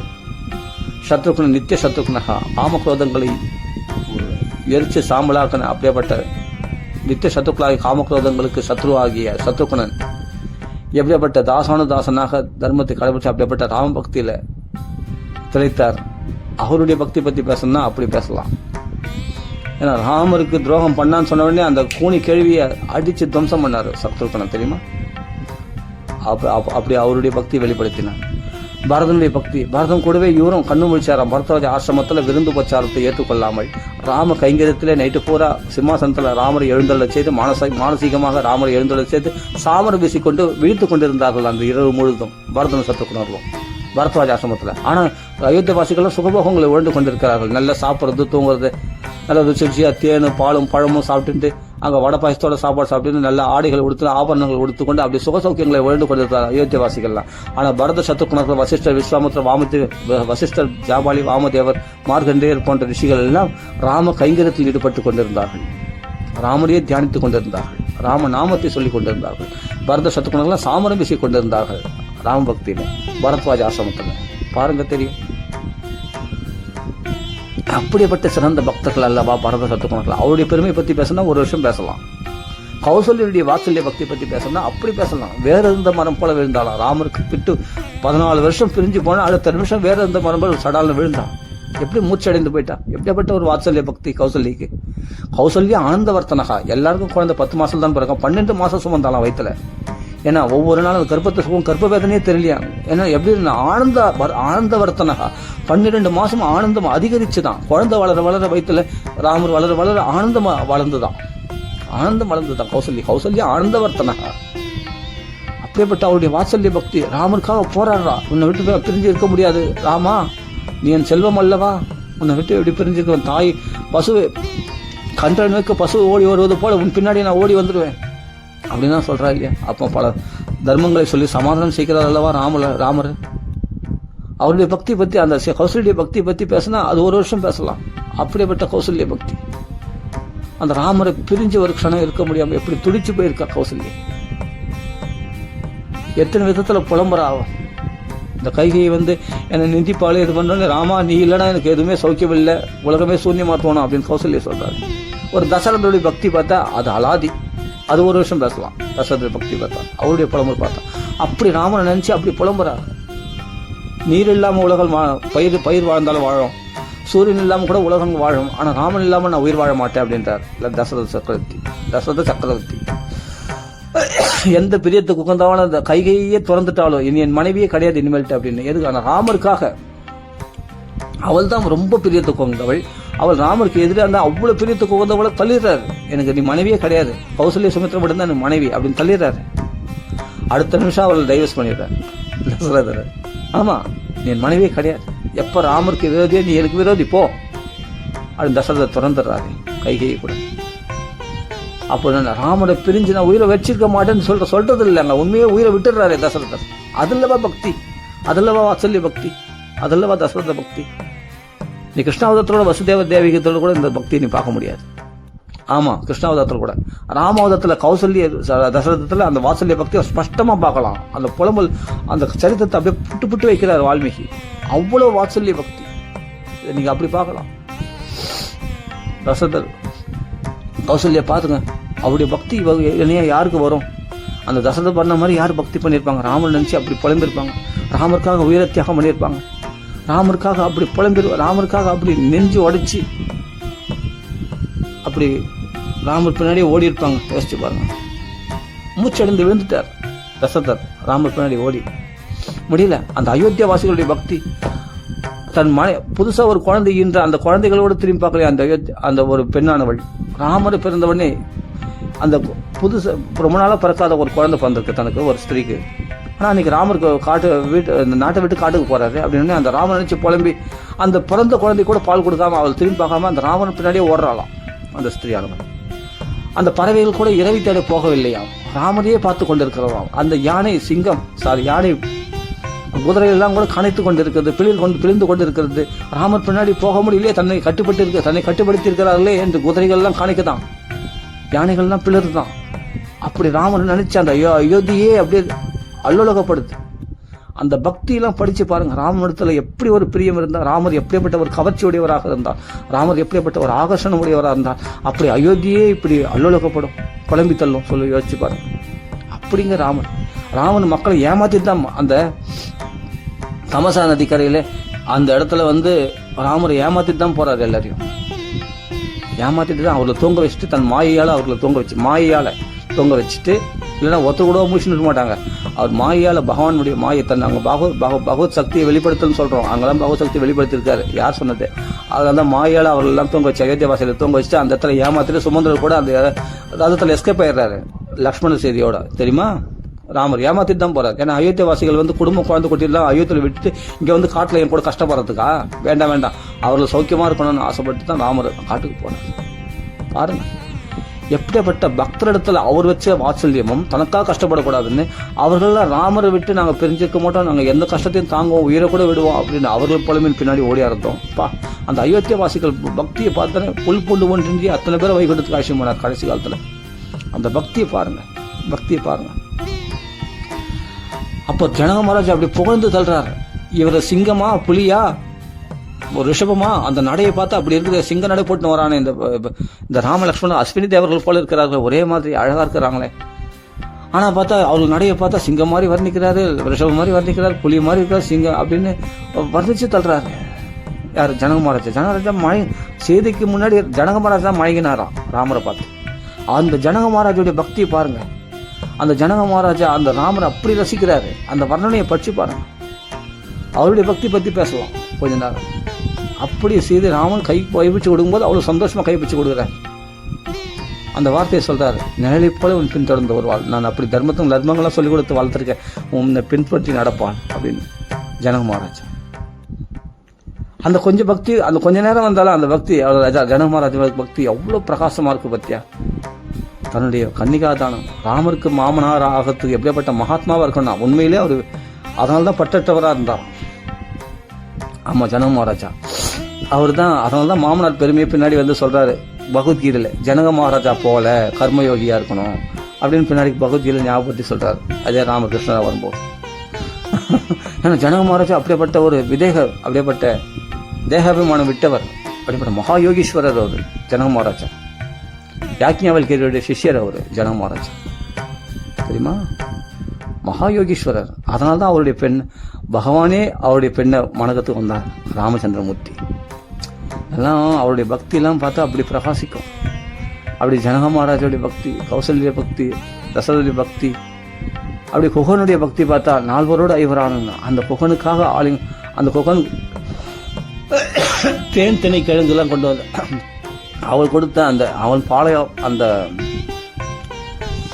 அந்த அந்த எருக்கம்பாலை கொண்டு வரான். அந்த பாலை தான் ஜடையை தரிசிக்கிறாராம். அது குகன் கொண்டு வந்து கொடுக்குறான். குகன் கொண்டு வந்து கொடுக்குற கங்கை ஜலத்தை தான் குடிக்கிறார். அங்கே தசரத அங்கே கொடுக்குற உணவுகள்லாம் அயோத்தியில் உணவு சாப்பிடல. ஒரு குகன் கொடுக்குற உணவு தான், அந்த தண்ணீரை தான் அவர் குடிக்கிறார். ஏழை ஏதலன் கீழ்மகன் என்று எண்ணாது 4 இவரான்னு சொல்லி கட்டி ஆலிங்கனம் பண்ணிக்கிறார் குகன். அந்த குகனுடைய பக்தி பாருங்க. குகன் வந்து அவங்களுக்கு படுக்கை வீசுதான், அவளுக்கு சாமரம் வீசுறான், அவளுக்கு சேவை செய்கிறான். ராமலட்சுமணன் சீதாராமனுக்கு அவளுக்கு படுக்கை போடுறான். அந்த இடத்துல அவளுக்கு தர்பாசனம் அதில் படுக்கிறாங்க. அப்போ லக்ஷ்மணர் புலம்புறாரு. அப்போ ராமனுடைய குணங்களே அவர் பேச இவர் பேச அப்படி ஆனந்தப்படுறாங்க. அப்படியே குகனுடைய கைங்கரியம், அந்த குகன் அவளுக்காக ஓடம் தயாரித்தது, அதில் அவளை ஏற்றி வச்சு. அப்புறம் பார்த்தா அந்த குகன் வந்து பரதனிடத்தில் வந்து ராம பக்தியை வெளிப்படுத்துறது. பரதனே பகை செய்கிறான். பரதனுக்கு எல்லாம் விருந்து உபச்சாரம் பண்ணி, எதுக்காக போறீங்க இவ்வளோ சேன சைன்யங்களோட, ராமனிடத்தில் பகை இல்லையா? ராமனிடத்தில் பகையோடு போனால் உடனே இவ்வளோ சண்டைக்கு தயாராக இருந்தாங்க குகன்லாம், தெரியுமா? பரதனிடத்தில் கோவப்படுறாரு குரத்தவன். ஆனால் பரதன் சொல்கிறான், அப்படிலாம் இல்லைப்பா, அண்ணன் தம்பி துரோகம் கலியுகத்தில் தான் நடக்கும், இது திரேதா யுகம், அப்படி கிடையாது. ராமருக்கு வந்து கொண்டு வந்து பட்டாபிஷேகம் பண்ணுறதுக்காக தான் நான் போகிறேன், அதனால் எனக்கு அணுகிறோம், எனக்கு வந்து என்னென்னா ராமர் போன வழியை எனக்கு காட்டி கொடுன்னு சொன்ன தான் குகன் சொல்கிறார், வாங்க உங்களுக்கு நான் எல்லா உதவியும் செய்யறேன்னு சொல்லிட்டு படகுகள் ஏற்பாடு பண்ணுறாரு. அது குகன் பரதனுக்கு. அப்படிலாம் அதெல்லாம் நினச்சி பார்த்தா குகனுடைய பக்தியை பாருங்கள், ராம கைங்கரியத்தை எப்படி பண்ணியிருக்காரு பாருங்கள். அப்படி ஒரு சேவகனாக இருந்து அதனால அந்த குகனை கட்டி ஆலிங்கனம் பண்ண, என்னுடைய நண்பன் அல்லவா, ஆத்ம சமசகா, எனக்கு சமமான நண்பன் அவன் அப்படின்றாரு. ஒரு குகன் ஏமாத்திரம், ராமர் எப்படிப்பட்டவர், அவரை சகாவான் நண்பனாக பக்தியினால நண்பனாகிட்டார் பகவான். ஒரு வானரனை கூட சுக்கிரீவனோட நண்பன் தோல்வால் கை போட்டுக்கிறவர் இல்லையா ராமர். அப்படியேப்பட்டவர். ஒரு வானரம், ஒரு குரங்கு கூட சுக்கிரீவனை, அதுவும் தன்னை நம்பாதவன் சந்தேகப்படுறவனை கூட தன் நண்பன்னு கை கோத்துக்கிறவர். அப்படியேப்பட்ட ராமர் கருணை இருதயம் படைத்தவர். சந்தேகப்படுறவனை கூட அவளை சந்தேகத்தை போக்கி அவளை நம்பிக்கை உண்டாக்கி தன் பக்தனா சேர்த்துக்கணுமா, அவ்வளோ ஒரு பிடிவாதம். விரதமா எடுத்துக்கிறான். அபயம் சர்வபூதே ததம் ஏத விரதமா. அவனுக்குள்ள எந்த பயம் ஏற்படுதோ அந்த பயத்தை போக்கி அவனை என் திருவள்ளியில் சேர்த்துக்கிறதுன்னு நான் விரதமா எடுத்துக்கிறேன் அப்படின்னு ராமன் சொல்றாரு. விரதம் மம, என்னுடைய விரதம் அது. அப்படிப்பட்ட ஒரு கருணை உள்ள தெய்வம் ராமன். நினைச்சு பாருங்க, ராமரை மாதிரி ஒரு தெய்வம் கிடைக்குமான. நம்ம சுகதுக்கத்தில் பங்கேற்றுட்டு நம்மளோட கூடி குழவி பேசிக்கொண்டு நம்ம கொடுக்குற உணவை சாப்பிட்டு கொண்டு பதித்தையாவே கெட்டு போயிட்டா அகல்யே. அவளை பவித்திரமாக்கி அவளால் சமைக்கப்பட்ட உணவை சாப்பிட்டு, அவள் கொடுத்த உணவை சாப்பிட்டு, காய்கறி கிழங்குகளை சாப்பிட்டுட்டு, கௌதமரோடு சேர்த்து வச்சுட்டு, அவளை வாழ வச்சுட்டு, அவள் கொடுத்த உணவை சாப்பிட்டுட்டு அவள் காலில் விழுந்து வணங்குறாள். நீ என் தாய்க்கு சமம் அல்லவா அப்படின்னு சொல்லிட்டு ஒரு நாடகம் வச்சுட்டு போறார் ராமலட்சுமணர்கள். இப்படிப்பட்ட ஒரு தெய்வத்தை பார்க்க முடியுமா? பதித்த பாவனை சீதாராம் சொல்றமே, அந்த பதிதியாக போன அகலியை பாவனமாக்கி, அவளை பவித்திரமாக்கி, வால்மீகியுடைய பாவங்களை எல்லாம் போக்கி அவரை பாவனமாக்கி, அவரை பவித்திரமாக்கி, அவர் வாக்காலே ராமாயணம் எழுத வச்சாரே ராமரே. அப்படிப்பட்ட அகலே கொடுத்த உணவையே இவர் உண்டாரே. அப்படிப்பட்டவளை பதிதியாக போயிட்டு அவளை பவித்திரமாக்கி அவளால் கொடுக்கப்பட்ட உணவு உண்டாரே ராமர். அதுதான் ஆச்சரியம். அவளை பதிவர்தா லிஸ்ட்ல சேர்த்துட்டாரே அகல்யே. இப்படிப்பட்ட ஒரு தெய்வத்தை பார்க்க முடியுமா? அவளை வாழ வச்சுட்டு அவள் காலில் போய் விடுறேன். என் கௌசல்யா என் தாய்க்கு சமம் அல்லவா அப்படின்னு யாரை அகல்யேனா, அப்போ அவளுக்கு எப்படி இருக்கும் அவங்களுக்கு யோசிச்சு பாருங்க. கண்ணீர் விடுவாள், விட மாட்டாளா? சதானந்தர் அகலியுடைய பிள்ளையாகிய சதானந்தர், பகவானே என் தாயை கரையத்தினியா, அவளை பவித்திரமாக்கினியா அப்படின்ட்டு ஆச்சரியப்பட்டு கேட்கிறாரு. அப்பதான் விஸ்வாமித்திரருடைய பெருமையை சொல்றாரு. அங்க விஸ்வாமித்திரருடைய பிரம்மரிஷியான கதையை சொல்றாரு. அருமையா இருக்கும் அந்த சரித்திரம். இந்த ராமர் பாக்கியத்தை அனுபவிக்கிறதுக்காக, ராமருக்கு வந்து இந்த காட்டில் ஐஸ்வரத்துக்கு ராமருக்கு அந்த அஸ்திரங்கள்லாம் கொடுக்கறதுக்காக தான் விஸ்வாமித்திரர் பிரம்மரிஷி ஆனாராம். எதுக்காக விஸ்வாமித்திர பிரம்மரிஷி ஆனார்? ராம கைங்கிறதுக்காக தான். இந்த ராம கைங்கிற பாக்கியம் கிடைக்கிறதுக்காக தான். அதுக்காக தான் ராஜா வந்தா நான் ராஜ்யத்தை தாண்டிட்டு அப்புறம் ஒரு நாள் தவம் பண்ணி எங்கேயாவது தபஸ் பண்ணலாம், இல்லாட்டி செத்து போயிருப்பாரு. ஆனால் பிரம்மரிஷி ஆகணும் வசிஷ்டருடைய அனுகிரகத்தினால் எதனால இந்த ராம கைங்கரியம் கிடைக்கிறதுக்காக ராமரால் பண்ண ஏற்பாடு அது விஸ்வாமித்திர பிரம்மரிஷி ஆகிறது. ஏன்னா ராமருக்கு குருவாக இருக்கணும்காக இவர் மூலமாக இவரை ராஜரிஷியாகி மகரிஷியாகி இவரை பிரம்மரிஷியாக்கி இவருக்கு நாம் சேவை செய்கிற பாக்கியம் கிடைக்கணும்னு ஆசைப்பட்டு ராமர் அல்லவா இந்த ஏற்பாடு செய்தார். அவரை பிரம்ம ரிஷி ஆக்கினார் விஸ்வாமித்திரரை. இல்லை கௌசிக கோத்திரத்தில் பிறந்த அவர் ராஜாவே இருந்த ராஜாவே செத்து போயிருப்பார் இல்லையா? அவர் பிரம்ம ரிஷி ஆகணும்னு அவசியம் என்னென்னா அதுதான் குரு அனுப்பியிருக்கோம். வசிஷ்டருடைய சங்கல்பம் இல்லை, பகவானுடைய சங்கல்பம் அப்படி இருந்தது. அது வசிஷ்டர் மூலமாக விஸ்வாமித்திரருக்கு பிரம்ம ரிஷி ஆடையணுன்ற ஒரு ஏற்பாடு நடந்தது. எல்லாம் பகவானுடைய திட்டம், பகவானுடைய பிளானிங். எல்லாம் தெய்வம் தானே. தேவரெல்லாம் வானர்களாக பிறக்க வச்சு கிருஷ்ணந்திலேருந்து அப்படியே நாங்கள் அப்படியே வந்து மீட் பண்ணிக்கிறோம், அப்படியே போய் ராவண வதம் பண்ணலாம் அப்படின்னு எல்லாம் பிளானிங் தானே. ராமரே 4 ரூபத்தில் வந்து, விஷ்ணுவே 4 ரூபத்தில் வந்து, சங்கு சக்கரமே பாரத சத்ருகுணராகவும், ஆதிசேஷனே லக்ஷ்மணராகவும், மகாலட்சுமியே சீதையாகவும், அந்த மகாவிஷ்ணுவே ராமராகவும், இதெல்லாம் ஒரு பிளானிங் தானே. ஏன்னா ராவண வதத்துக்காக இவ்வளவு ஏற்பாடுகள் எல்லாம் திட்டம் போட்டு வந்த வேலை தானே இதெல்லாம். திட்டம் போட்டு செய்த செயல் தானே இதெல்லாம். எல்லாம் பிளானிங்கு, எல்லாம் பகவான் சங்கல்பம். அப்படி எல்லாமே நிறைவேற்றலாம் பகவான். எல்லாம் பகவானுடைய திட்டம். இதை புரிஞ்சுக்க தெரிஞ்சா புரிஞ்சுக்கிட்டு ராமாயணத்தை அனுபவிச்சு பாருங்க, அவ்வளவு ஆனந்தமா இருக்கும். ராமருடைய கருணையை நினைச்சு பாருங்க, நம்புகிறதையும் உருகிடும். என்ன இவ்வளவு கோழையா இருக்காரு, இப்படி புலம்புறாரு அப்படின்னு தோணும். அவர் தான் மகாவீர பராக்கிரமசாலி. அவருடைய நாமத்தை சொல்லி ஆஞ்சநேயர் 80 ராசியில் சாவச்சார். அவரே 14,000 ராசியில் தான் சாவச்சார். ஆனால் அவர் பேரை சொல்லி ஆஞ்சநேயர் 80 ராசியில் சார். அவர் எப்படிப்பட்ட பக்தராக இருப்பார் பாருங்க. அப்போ ராமருடைய யாருன்னா இப்போ தெரிஞ்சுக்க, ராமர் பரபிரம்ம, ஸ்ரீ ராமச்சந்திர பரபிரம்மனே நமகன் தான் சொல்கிறோம் நாம. அப்படிப்பட்ட பகவான் சர்வேஸ்வரன், ஈஸ்வரனே மனுஷரூபம் எடுத்து வந்திருக்கு. இப்படி ஒரு நாடகம் நடிக்கிறதா இந்த ஆச்சரியத்தை பார்த்து என்ஜாய் பண்ணுங்களேன், பார்த்து அனுபவிங்களேன். ஈஸ்வரனே மனுஷ ரூபத்தில் வந்து எப்படி நாடகம் நடிக்கிறதுன்னு பாருங்களேன். இந்த சௌக்கியத்தை அனுபவிக்கிற பாக்கியம் தான் அனுபவிச்சு பாருங்க, அவ்வளவு சௌக்கியமா இருக்கும். ராமா ராமா ராமா சீதாராமா. ஒவ்வொரு ஜீவராசி ஹிருதயத்திலையும் பரமாத்மா இருப்பது என்ன, ஆனா ஒரு மனுஷ ரூபத்துல வந்து இப்படி நாடகம் நடிக்கிறது என்ன ஆச்சரியமா இல்லை? எங்கும் வியாபிச்சிருக்கிற பரபிரம்மே தானே அந்த ராமனாக வந்து இப்படி ஆட்டம் போடுது. டக்குன்னு பார்த்தா ஒரு ராட்சரெல்லாம் வதம் பண்ணுவார். அந்த ஜடாயுக்கு கூட ஒரு மோட்சத்தை கொடுத்து, அந்த ஜடாயுடைய பக்தியை பாருங்க. அப்பா, அந்த ராமருக்காக உயிர் தியாகம் பண்ண 2 பேர், தசரதர் ஜடாயு. வானர்கள் எல்லாருமே ராமருக்காக உயிர் தியாகம் பண்ணவங்க. அப்பா இந்த சரித்திரங்களை படிக்கும் போது அப்படி அல்லவா ஜடாயு அல்லவா, ஜடாயு போல அல்லவா, தசரத போல அல்லவா நமக்கு ராம் பக்தி அப்படி அல்லவா பக்தி பண்ணணும். அதான உண்மையான பக்தி. நம்ம பண்றதெல்லாம் பக்தியா நினைச்சு பார்த்தா நம்மளுக்கு வெக்கமா இருக்கும். இந்த பக்தர்கள் ராம சரித்திரத்துல இந்த பக்தர்கள்லாம் நம்ம பார்த்தோம்னா நம்ம பக்திலாம் ஒரு பக்தியான்னு தோணும் நமக்கு. நம்ம பண்றதுலாம் பக்தியா? ஏதோ எல்லாம் நம்ம சேஃப்டியை ஃபர்ஸ்ட் சேஃப்டி பண்ணிக்கிட்டு, நம்ம செல்ஃபிஷ் முதல் பார்த்துட்டு, நம்ம அட்மாஸ்பியர் எப்படி இருக்குன்னு பார்த்துட்டு அதுக்கேற்ற மாதிரி பக்தி பண்றோமே. முடிஞ்சா பக்தி பண்ணலாம் அப்படின்னு பக்தி பண்றோமே. நம்ம பக்தியும் ஒரு பக்தியா? இல்லை ஆஞ்சநேயர் பண்ணது பக்தியா? வாழ்க்கையை தியாகம் பண்ணி ராமருக்காக வாழ்க்கையை தியாகம் பண்ண சுக்ரீவ வானர்கள் எல்லாம் பண்ணது பக்தியா? தன் உயிரியே தியாகம் பண்ண ஜடாயு பார்த்தா, தசரதை பார்த்தா, ராமருக்காக அப்படி கைங்கரியம் பண்ணாங்களே, இவருடைய பக்தியா? யோசிச்சு பாருங்க. தன் வாழ்க்கையை அர்ப்பணம் பண்ண சீதை பண்றது பக்தியா? அது சீதை பண்றது பக்தியா, நம்ம பண்றது பக்தியா? யோசிச்சு பாருங்க.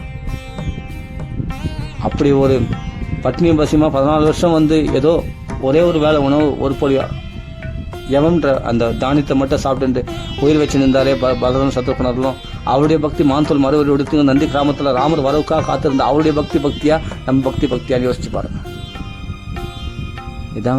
இதாங்க மகான்கள் ராமாயணத்தில் உள்ள பக்தர்களுடைய பெருமைகளை நினைச்சு பார்த்தா அது கடுகளவு கூட நம்ம பக்தி பண்ணிட மாட்டோம்.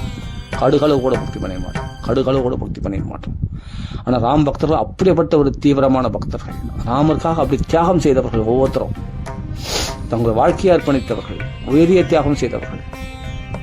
அதுக்குதாங்க மனுஷ ஜென்மாவே அதுக்குதாங்க. ராம் பக்தர்கள் ஒவ்வொருத்தரும் சாதாரண கேரக்டர் கிடையாது, மகாத்மாக்கள். எல்லாரும் மகாத்மாக்கள். ஆனால் ராமாயணத்தை படிக்கும் போது அந்த சீதை ராமனுடைய சம்பாஷணம் மட்டும் நான் சொன்னேன் ஆரம்பத்தில், அதையும் சொல்றேன். அந்த கிஷ்கிந்தா காண்டத்தில் படிச்சு பாருங்க, சுந்தர காண்டத்தில் படிச்சு பாருங்க. இதெல்லாம் அனுபவிக்க முடிஞ்சா அந்த இலகிய மனதோட, நம்ம கல் மனசோட அனுபவிக்க முடியும். இலகிய மனதோட அவர்கள் நிலைக்கு இறங்கி, அந்த சீதை நிலைக்கு இறங்கி அனுபவிக்க முடிஞ்சா ராம நிலைக்கு இறங்கி அனுபவிக்க முடிஞ்சா அனுபவிங்க. அந்த 2 பேரை சேர்த்து வச்சு அந்த சம்பாஷணைகளை படிச்சா சந்தோஷப்படுங்க. அவர் புஷ்பவானத்தில் அக்னி அபிஷேகம் ஆகும்போது அவள் புலம்பினது, ராமரையும் மறுபடியும் மீண்டும் அடைஞ்சது, அக்னி பகவான் சேர்த்து வச்சது சீதைராமன். அந்த புஷ்பவானத்தில் அவர்கள் கொஞ்சினது. அதுக்கு பிறகு வந்தது பட்டாபிஷேகம் செய்து கொண்டது. அதுக்கு பிறகு அவருடைய சந்தோஷம். இதெல்லாம் படித்து நாமளே அந்த சீதாராமனாக மாறி அந்த சந்தோஷத்தில் அப்படியே பங்கெடுத்துப்போம்.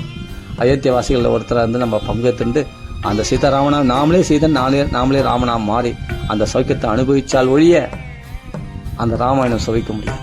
அவ்வளோ சௌக்கியமாக இருக்கும், அவ்வளோ சௌக்கியமாக இருக்கும், அவ்வளோ ஆனந்தமாக இருக்கும். எல்லாமே கேகாத்ம இந்த உடலை பற்றி வீட்டை பற்றி மறந்துடுவோம்.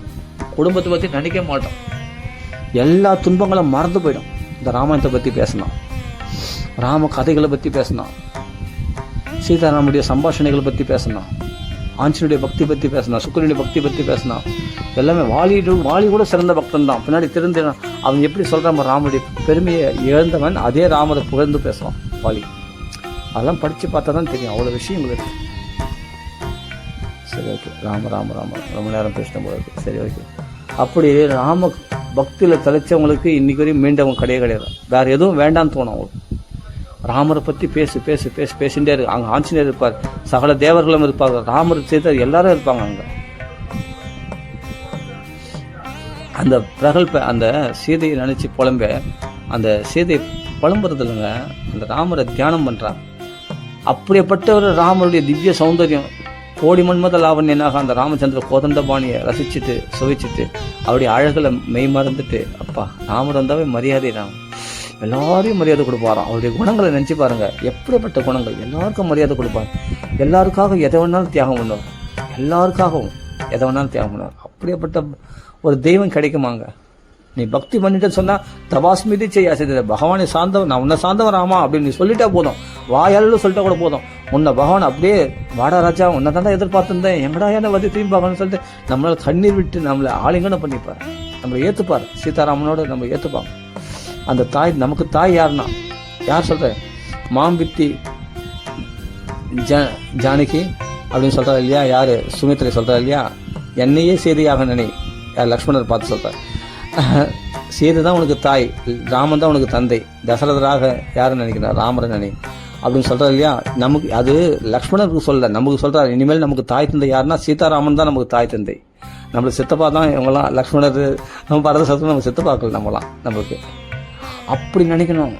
ஏன்னா அங்க சுமித்ரை சொல்றா, லக்ஷ்மிக்கு லக்ஷ்மி கடாட்சம் கொடுக்கக்கூடியவன் அந்த ராமன், புரியுதா? ஸ்ரீக்கு ஸ்ரீ, சூரியனுக்கு சூரிய ஒளியை கொடுக்கக்கூடியவன் ராமன், அவன் சூரிய நாராயணன் அவன்.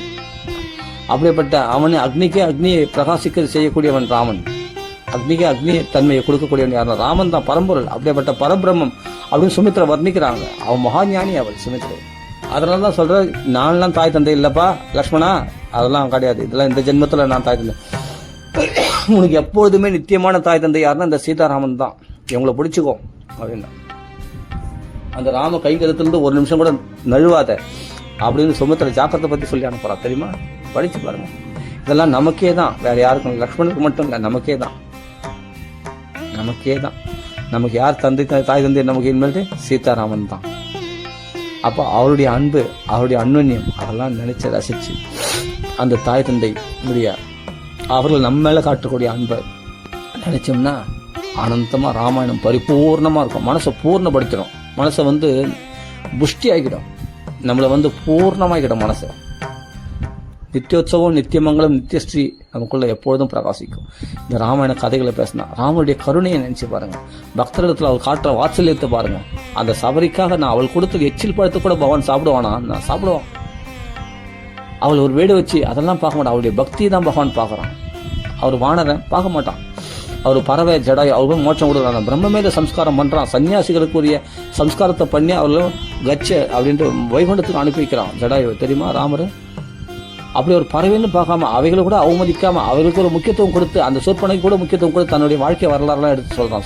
சொற்பனைக்கு தேவையா அதெல்லாம் சொல்றான். ஆனா அவள் அதுக்கு மேல பண்ணவொடனே அவளை வதம் பண்ணாம அங்கஹீனம் மட்டும் பண்ணி அனுப்புறாரு, ஓஞ்சி போதுன்னு ஸ்திரீன்றதுனால. அவளுக்கெல்லாம் மரியாதை சொல்லணும்னு அவசியம் இல்லை. மகாபராக்கிரமசாலி ராமச்சந்திர புத்தி இறைவன்.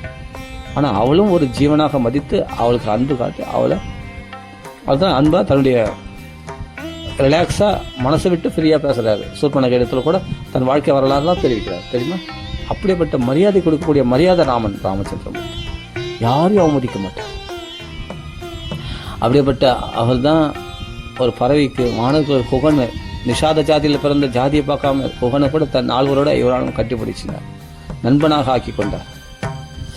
அப்படிப்பட்ட பதிதியாக போயிட்டு கெட்டு போனாலும் சேச்சி இவன் முகத்திலும் முடிக்கூட அகலியை தூர விதத்துல அவள் கெட்டு போயிட்டு அவளையும் பவித்திரமாக்கி அவளை தாயாக மதித்து, யாராவது அப்படி நினைப்பாங்களா? அகலியை தாயாக கௌசல்யா பார்த்து அவளையும் திருடு சேர்த்து அவள் சாப்பிட்டு அவள் கொடுத்த உணவை சாப்பிட்டு அவளை கௌதமரோடு சேர்த்து வச்சு அவளை பவித்திரமாக்கி அவளை கற்புடையவளாக மாற்றி 2 பேரை சேர்த்து வச்சு அந்த தம்பதிகளை சேர்த்து வச்சுட்டு பார்த்த தெய்வம் அல்லவா அந்த ராமன்.